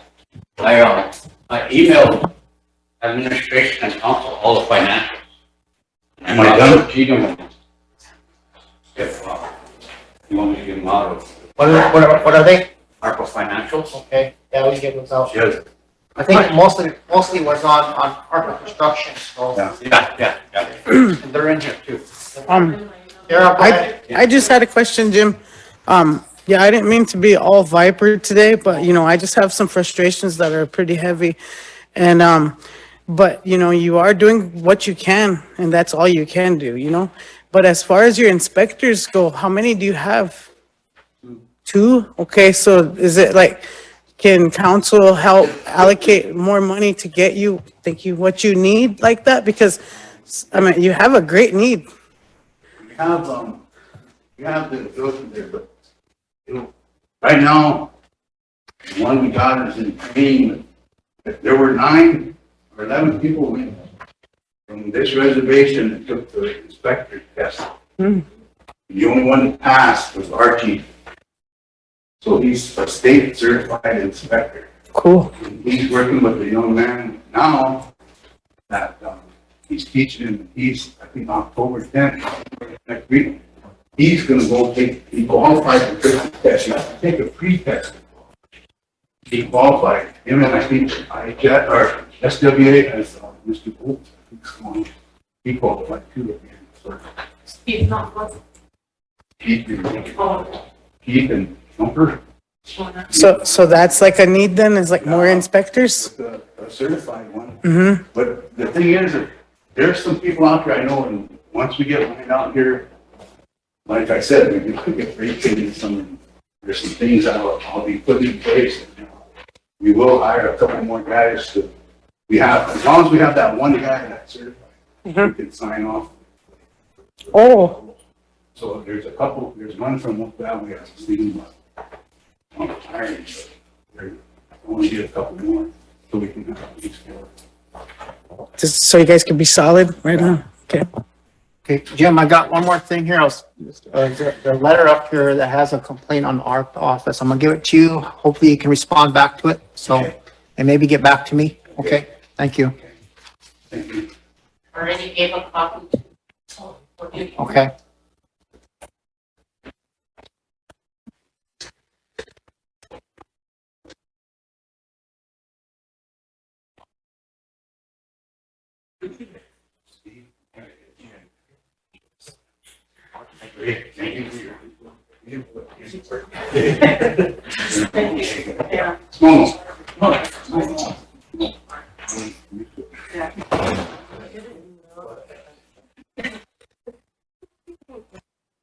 We on it?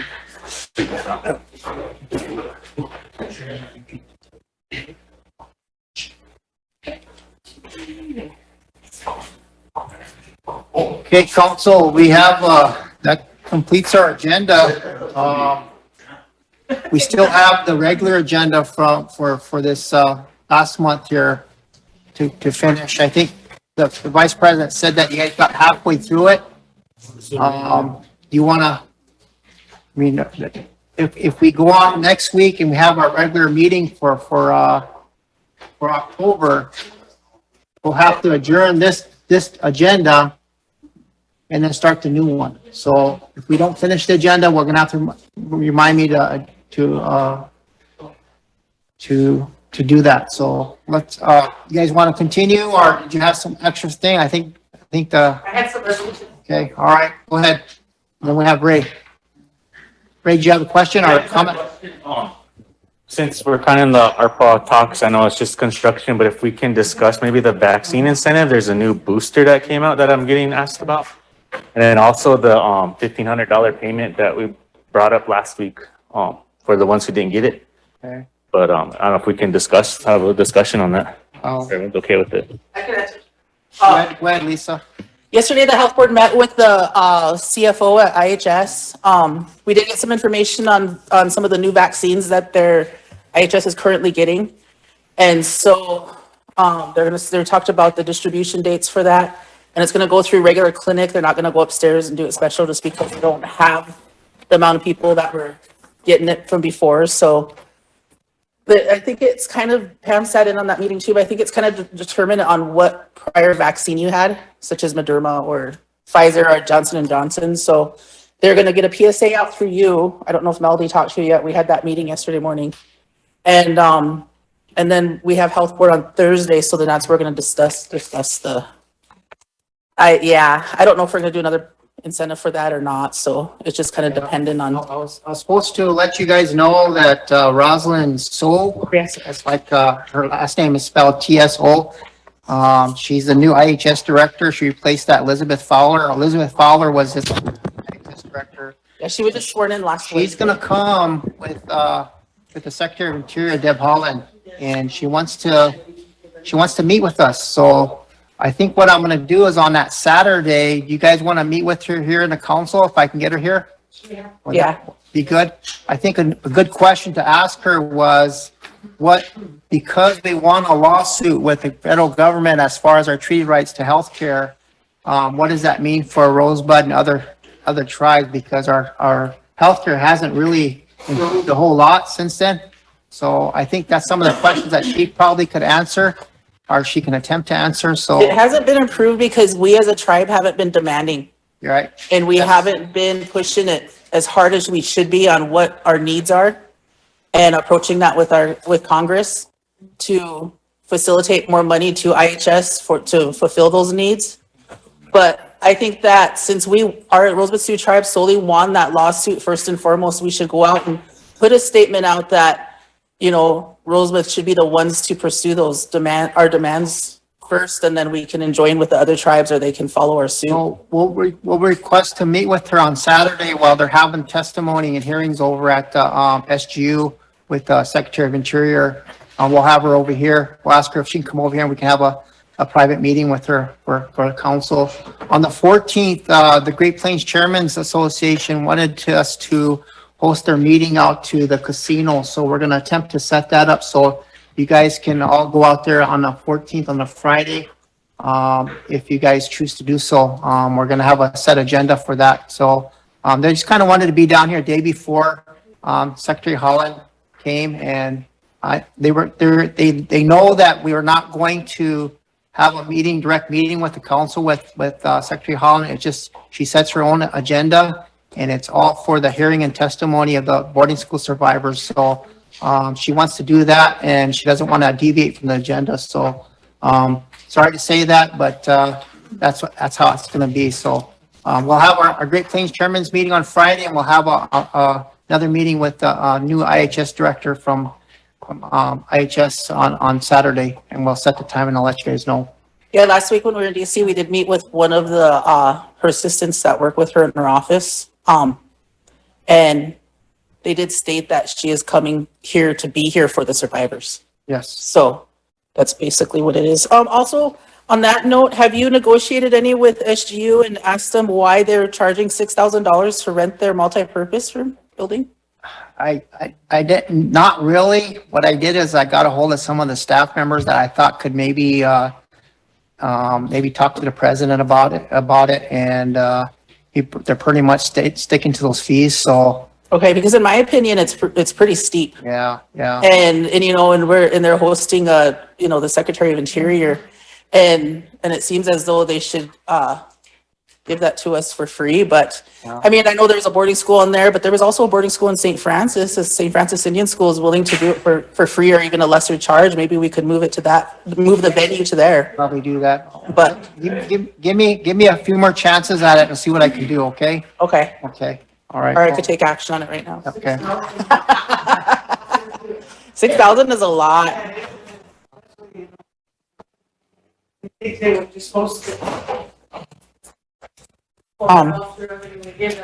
Yeah. Lisa, did you have some to present here? So this one is for the meth grant. Wait, before I start, Madam Secretary, there is also a resolution from Madam Acting Secretary. There's also a resolution from Diabetes Prevention that they need passed for a grant support.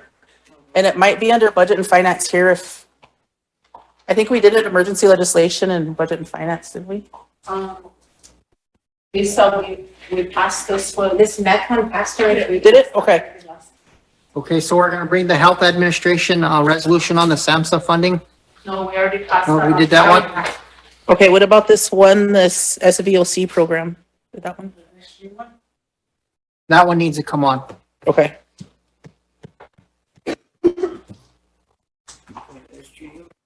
SVOC. So we need to bring this one on as emergency legislation, the vocational. Motion emergency. 293, second, need a second. Pam, question by Darrell. All in favor, bring it on as emergency legislation. 293. 293. 8, 9, 10, 11. Online, Donna, emergency legislation. Yes. Tennille, Yes. 13, opposed, 0, not voting. 1. Motion approved. Motion approved 2022-293. Second, Jordan, go ahead. If we could strike out the fourth whereas. And I'll start at the fifth whereas. Whereas the Sichongu Vocation Rehabilitation Program, SVOC, is a program that has been funded through the Department of Education, American Indian Vocational Rehabilitation Services, AIVRS, grant program to provide job training and career planning to individuals with mental, physical, and emotional disabilities. Whereas the SVOC program has been historically administered under Sinte Galeshka University. Whereas the discussions between the SVOC program, SGU, and the RST Health Administration, it has been agreed that the SVOC program shall be moved from SGU to the RST Health Administration.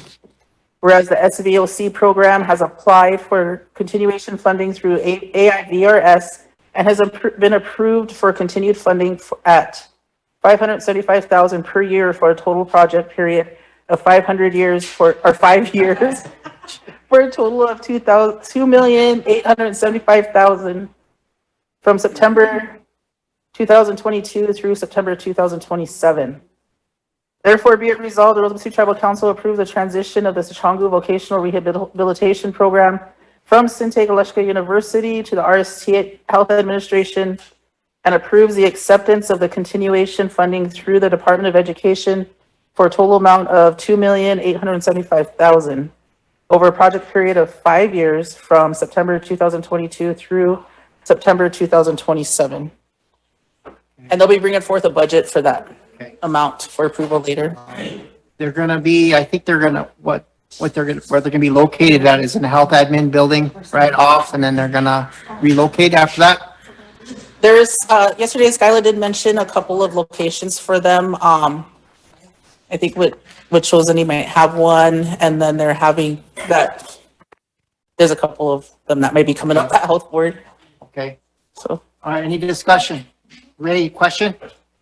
Okay, go ahead, Micah. For diabetes. Lisa, what started the conversation around this?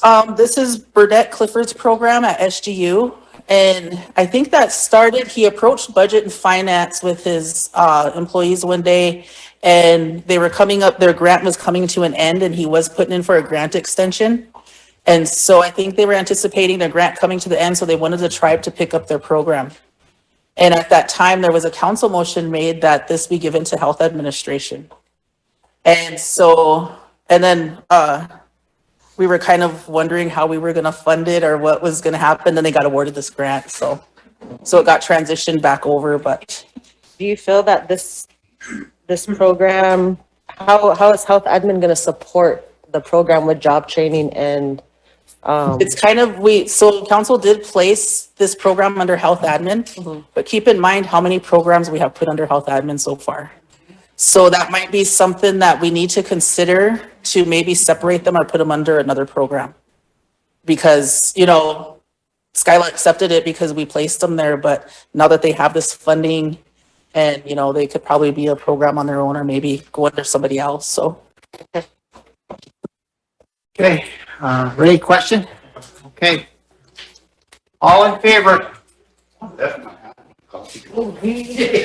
2, 3, 4, 5, 6, 7, 8, 9, 10, 11. Online, Donna? Yes. Neil? Got this thick one? Yes. Opposed? 0. Not voting? 0. Motion carried. So this next one is a motion for emergency legislation. Okay, 294, need a second. Pam, question by Stan, all in favor? 1, 2, 3, 4, 5, 6, 7, 8, 9. Online, Donna? Yes. Neil? Yes. Opposed? Not voting? 1. What was the number? 294? I mean, well, 1200? 1100? 0, 2. 1102. Motion approved. Motion to approve 2022-294. Second by Pam. Go ahead. I'll start with sixth, whereas the Rosebud Sioux Tribe Diabetes Prevention Program targets those at risk to provide diabetes-related education, including nutrition education, physical activity education, and any other diabetes-related education. And whereas the Rosebud Sioux Tribe Diabetes Prevention Program is seeking support for the Special Diabetes Program for Indians funding, formerly SDPI, Community Directed, FY 2023, FAN number HHS-2023-IHS-SDPI-0001 to meet program goals and objectives. And whereas the Rosebud Sioux Tribe Diabetes Prevention Program is requested support of current and future special diabetes program for Indians funding opportunities which benefit tribal membership. And now therefore be it resolved that the Rosebud Sioux Tribe Health Board recommends that the Rosebud Sioux Tribal Council adopt and approve the Rosebud Sioux Tribe Diabetes Prevention Program, Special Diabetes Program for Indians funding, formerly SDPI, Community Directed for FY 2023, FAN number HHS-2023-IHS-SDPI-0001, and future SDPI funding opportunities. Okay, any discussion? Need a question? Ray, all in favor? 1, 2, 3, 4, 5, 6, 7, 8, 9, 10, 11. Online, Donna? Yes. Tennille? Yes. Opposed? Not voting? Motion carried. I have a couple of motions here that, for travel. We thought this one passed, not last council, but the council before. It's a motion for the Peshla meeting, for sacred sites on October 7th, 2022 at 9 a.m. to 1 p.m. in Rapid City, South Dakota. Okay, motion? Russell made that motion. We can't find the, And the secretary's office couldn't find it for Okay, back there, so I don't know if it was recorded properly or what. okay, well, we'll just do it but again. the travel monitor just came in and asked me, said she couldn't find anything. Second by Pam. Any question? Fremont, all in favor? 1, 2, 3, 4, 5, 6, 7, 8, 9, 10, 11. Online, Donna? Yes. Neil? Yes. 13. Opposed? Not voting? And then I'm moved to approve travel for the Coalitions of Large Tribes meeting in Las Vegas on October 18th and 19th. Okay, second by Pam.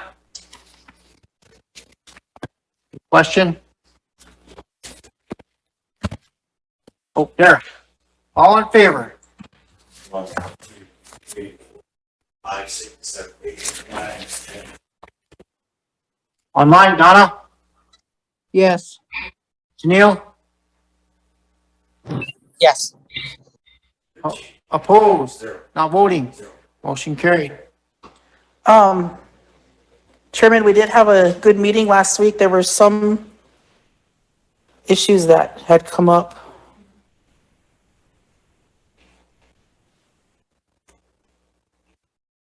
Let's see. Oh, I could visit with you. It was just some stuff that we were on that 105 lease. Yeah. Are you guys getting everything together? Yeah, they were having a meeting today and we did that presentation last week and, was that just this week or last week, right? Thursday? Yeah, Friday. Friday. And they're getting it all together. We had, matter of fact, we have a meeting with, New Vamsa today and that Levy, the engineer is part of that. So they're getting all that information together. We're going good. So Okay. I was asked by a rep from the Secretary of Interior where we were on that, so. Yeah, And then, was it all of them buildings or? Or what buildings were included, all of them, or the Uh, sites? we're working on St. Francis Indian School right now. Some of them, some of the buildings that we already have. We're looking at them, trying to do some figures and then we're looking at planning for, like I said before, a new justice center and the roads department. And we're even talking about maybe even having like first responders type of 911 call center, that we can maybe even include in there. So Okay. we're adding to the list as we go. So, might as well take advantage of it. Okay. Yeah. That was just one thing that came up I wasn't too aware of, so. Yeah. Pam? Yeah, Chairman, Friday at that meeting, I did bring up some of this, little bit of this discussion, and I had asked for our secretary's office to look to see if, was it a motion or was it a resolution that we passed on having, one of our tribal members as the superintendent here. Well, okay, did you, can you do some research on that? You were Oh, I gone mean, last week, because, so. see, they asked council for, recommendation and they gave us names. There was one of our tribal members and I can't remember if we did it by motion or if we did it by resolution, but if we did it by resolution, we need to get that to the area office. And then I did have, the chairman have the, tribal attorney draft a resolution regarding getting stuff to the area office too. So that probably needs to be brought on as emergency legislation if he's got it done. The secretary's office, I don't know if he has it done or not, but the secretary's office hadn't had time to research it yet, so, since they were all gone last week. Then you remind Brian, Can we see if Eric has that resolution done so we Sure. can get that passed? Because Eric's available? one of the other things, I don't know if we need a resolution. I can't remember what we were advised while we were in DC. Was it a resolution we needed to bring our, or reaffirm that other resolution where we bring the superintendent back to the agency? We need to reaffirm that. We need to reaffirm that one, so I need to know what the number is on that one too. Can we take a break and then come back, see if she can get some of that together? Okay. It was whenever Sunny was on. Let's take 10 and we'll look for that and we'll have Eric in here and then we can, deal with those issues and then we'll adjourn, okay? We're gonna take a break, and then we're gonna issue and then go home. Yeah, that's exactly what I said. Right, that's what I said. I No, that last one that went up.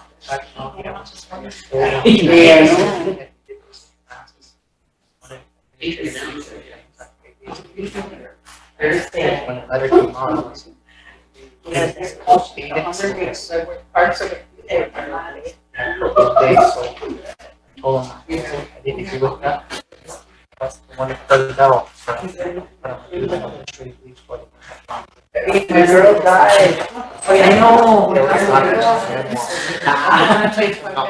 Now she's a Doolittle. Doolittle Lynn. Doolittle or Doolittle thing. Sorry.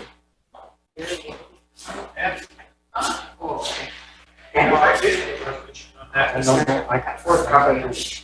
Officer.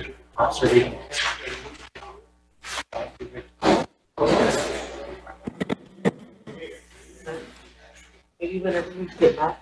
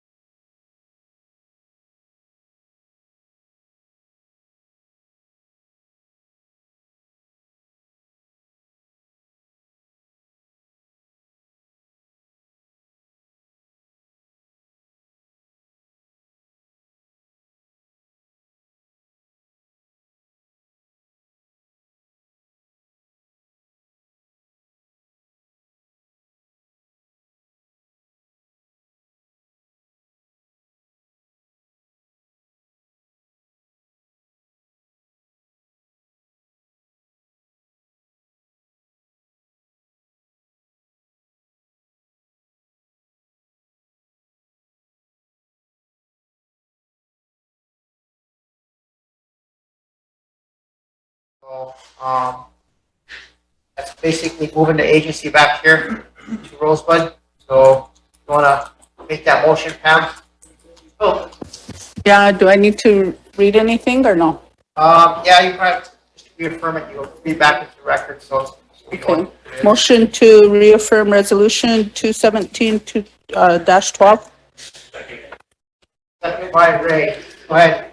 Okay, I'll start with the fourth whereas. Whereas the United States Department of Interior, Bureau of Indian Affairs, Rosebud Agency has informed the Rosebud Sioux Tribal Council of their intent to relocate the Rosebud Agency office from Rosebud, South Dakota to Mission, South Dakota. Whereas the Fort Laramie Treaty of 1868 between the United States, Article 4 provides that the United States, at its own proper expense, to construct at some place on the Missouri River near the center of said reservation where timber and water may be convenient, the following buildings, to wit, a warehouse, a storeroom for the use of the agent in storing goods belonging to the Indians to the cost less than $2,500. An agency building for the residents of the agent to no cost not exceeding $3,000. Whereas Rosebud Agency Bureau of Indian Affairs Office was originally located in Rosebud area as part of an agreement between Spotted Tail and the United States government referred to as Spotted Tail's Agreement. Whereas the Secretary of Interior in his report to the House of Representatives, third session of the 45th Congress, 1878 to 1879, included Spotted Tail's agreement regarding the location of Rosebud Agency. The first council was held with the Spotted Tail Indians at the old Ponca Agency on Saturday, July 6th. It was clearly ascertained at this conference that their present location was very unsatisfactory to the Indians on account of alkaline water and scarcity of wood. Spotted Tail himself considered the location unhealthy on that account and had lost quite a number of young people of his tribe by death, which he attributed to that cause. The commission therefore reluctantly concluded that it was best to consent to the removal of the Indians, provided that the location they had selected should be found on examination to be in all respects suitable. Such an examination was made with satisfactory results, and the commission located the agency at the junction of Rosebud Creek and White River. The agency has been called the Rosebud Agency. Index to the executive documents of the House of Representatives, third session of the 45th Congress, 1878 to 1879, volume 9 of the report of Secretary of the Interior, page 461. Whereas Rosebud Sioux Tribe Treaty Council recommends to the Rosebud Sioux Tribal Council to oppose moving the Rosebud Agency Bureau of Indian Affairs Office from Rosebud, South Dakota to Mission, South Dakota, request that the Bureau of Indian Affairs honor its treaty obligation for location of the Rosebud Agency, that consideration be given to the economics, costs, expenses associated with travel and meeting with BIA personnel, and request to the Bureau of Indian Affairs move back to the Rosebud, South Dakota within 60 days. Now therefore be it resolved that the Rosebud Sioux Tribal Council adopts the recommendation of the Rosebud Sioux Treaty Council to require the Bureau of Indian Affairs to honor the obligation to relocate or to locate the Rosebud Agency in Rosebud, South Dakota, and opposes relocating Rosebud Agency Bureau of Indian Affairs Office from Rosebud, South Dakota to Mission, South Dakota. Certification. This is to certify that the above resolution number 2017-12 was duly passed by the Rosebud Sioux Tribal Council in session on January 12, 2017 by a vote of 11 in favor, 0 opposed, 0 not voting. The said resolution was adopted pursuant to authority vested in the council. A quorum was present. Okay, this will, if this is passed again, reaffirmed, then this will go to the area office, or where do you want it to go? I would like for it to go to the area office and to have our lobbyist, Mr. Siemens and, what is Brent's last name? Healy? And lobbyist Healy to work on this with the Bureau of Indian Affairs and Secretary Holland's office. Okay. All right, any discussion on it? Need a question? Stan, all in favor? 2, 3, 4, 5, 6, 7, 8, 9. Online, Donna? Yes. Sunil?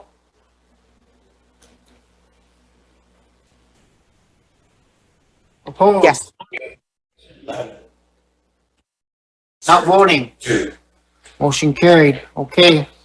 The other one was that motion, it was found that we was recommending a certain person for the last superintendent selection, and so what do you want to do with that?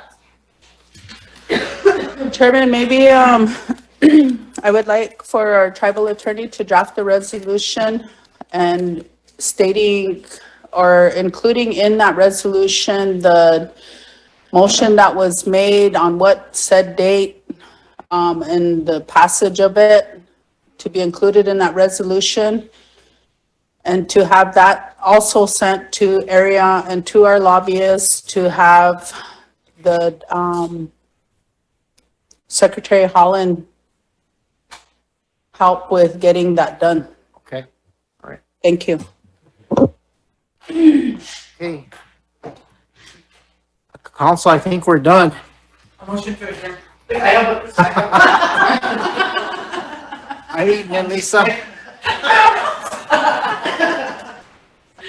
I have something that I need to bring up, but it's on personnel issues, so can we go off air? Go ahead and let Lisa on, and if we can go off air for that personnel issue. Okay. Thank you.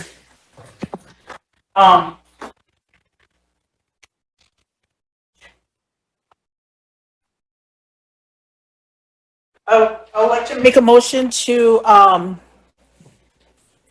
have you work with, the SNETP program to take on the SVOC program. I know we just passed a resolution putting it under the health administration, but if they're willing to take it on, we can amend this When I'm resolution. done here, I'll call her and ask her. Okay. Okay, I'll let her. So do we need a motion for that, or? No, I'll just do it, and then we can, next time we meet, we can, Okay. I'll give you a report. And then I do have another issue coming up. It's with our royalty from Rosebud Fair. I know that we do pay them for travel to represent our tribe. And we've been kind of getting a runaround on who actually puts out those payments and who will looks at the budget and we have some, with Black Hills Powwow coming up. I did speak with our tribal secretary, and she's willing to take on that task and distribute the payments to them and look at the budget available. How many events are they allowed to attend? Is like Four in 1 year. each? Okay. And that's just for the powwow, and I kind of didn't get a definite answer regarding the rodeo or royalty, so. Okay. Or even what's in the budget for them, Seems so. like there's nobody helping them with the. Yeah, process. move it along. I have a and- comment. Go ahead, Stephen. Lisa, who normally handles those requests? Do you know? Is that the fair manager? You say that again, Stephen? I've seen some emails coming through from Little Miss Rosebud with those requests. I think it would be smart to identify the funding source. If it is to come out of the fair budget, then we can grant Nicole access. I think there was always a line item in our budget for it someplace, but yeah, we'll have her look into it. So do we need a motion to have her do that, or? Yeah, let's do that. Okay, I'll go ahead and make that motion to allow the tribal secretary to handle the royalty. Royalty, okay. Travel budget. And travel budget, okay. Need a second? Darrell? Question by Pam. All in favor? 1, 2, 3, 4, 5, 6, 7, 8, 9, 10, 11. Online, Donna? Yes. Sunil? Yes. 13, Opposed? 0, Not voting? 0. Motion carried. Pam? Chairman, in the lines of the rodeo, rodeo royalty, I know that in the past, I don't know when it when it came out of budget, but, the rodeo royalty used to be a part of that. Is that going to be included in this motion? If not, do we need to make another motion to I have said this? those are fair royalties, so should I just amend it to include powwow and rodeo royalties? All right. Can we get concurrence? We're not to vote on again, or we're just gonna I add to was that? prompting Lisa, can you add me? He's prom queen king, he said, so you can add him? Prompting, can you add me, Lisa? George was this song. Okay, let's deal with personal issue. Calvin, we need to go off air.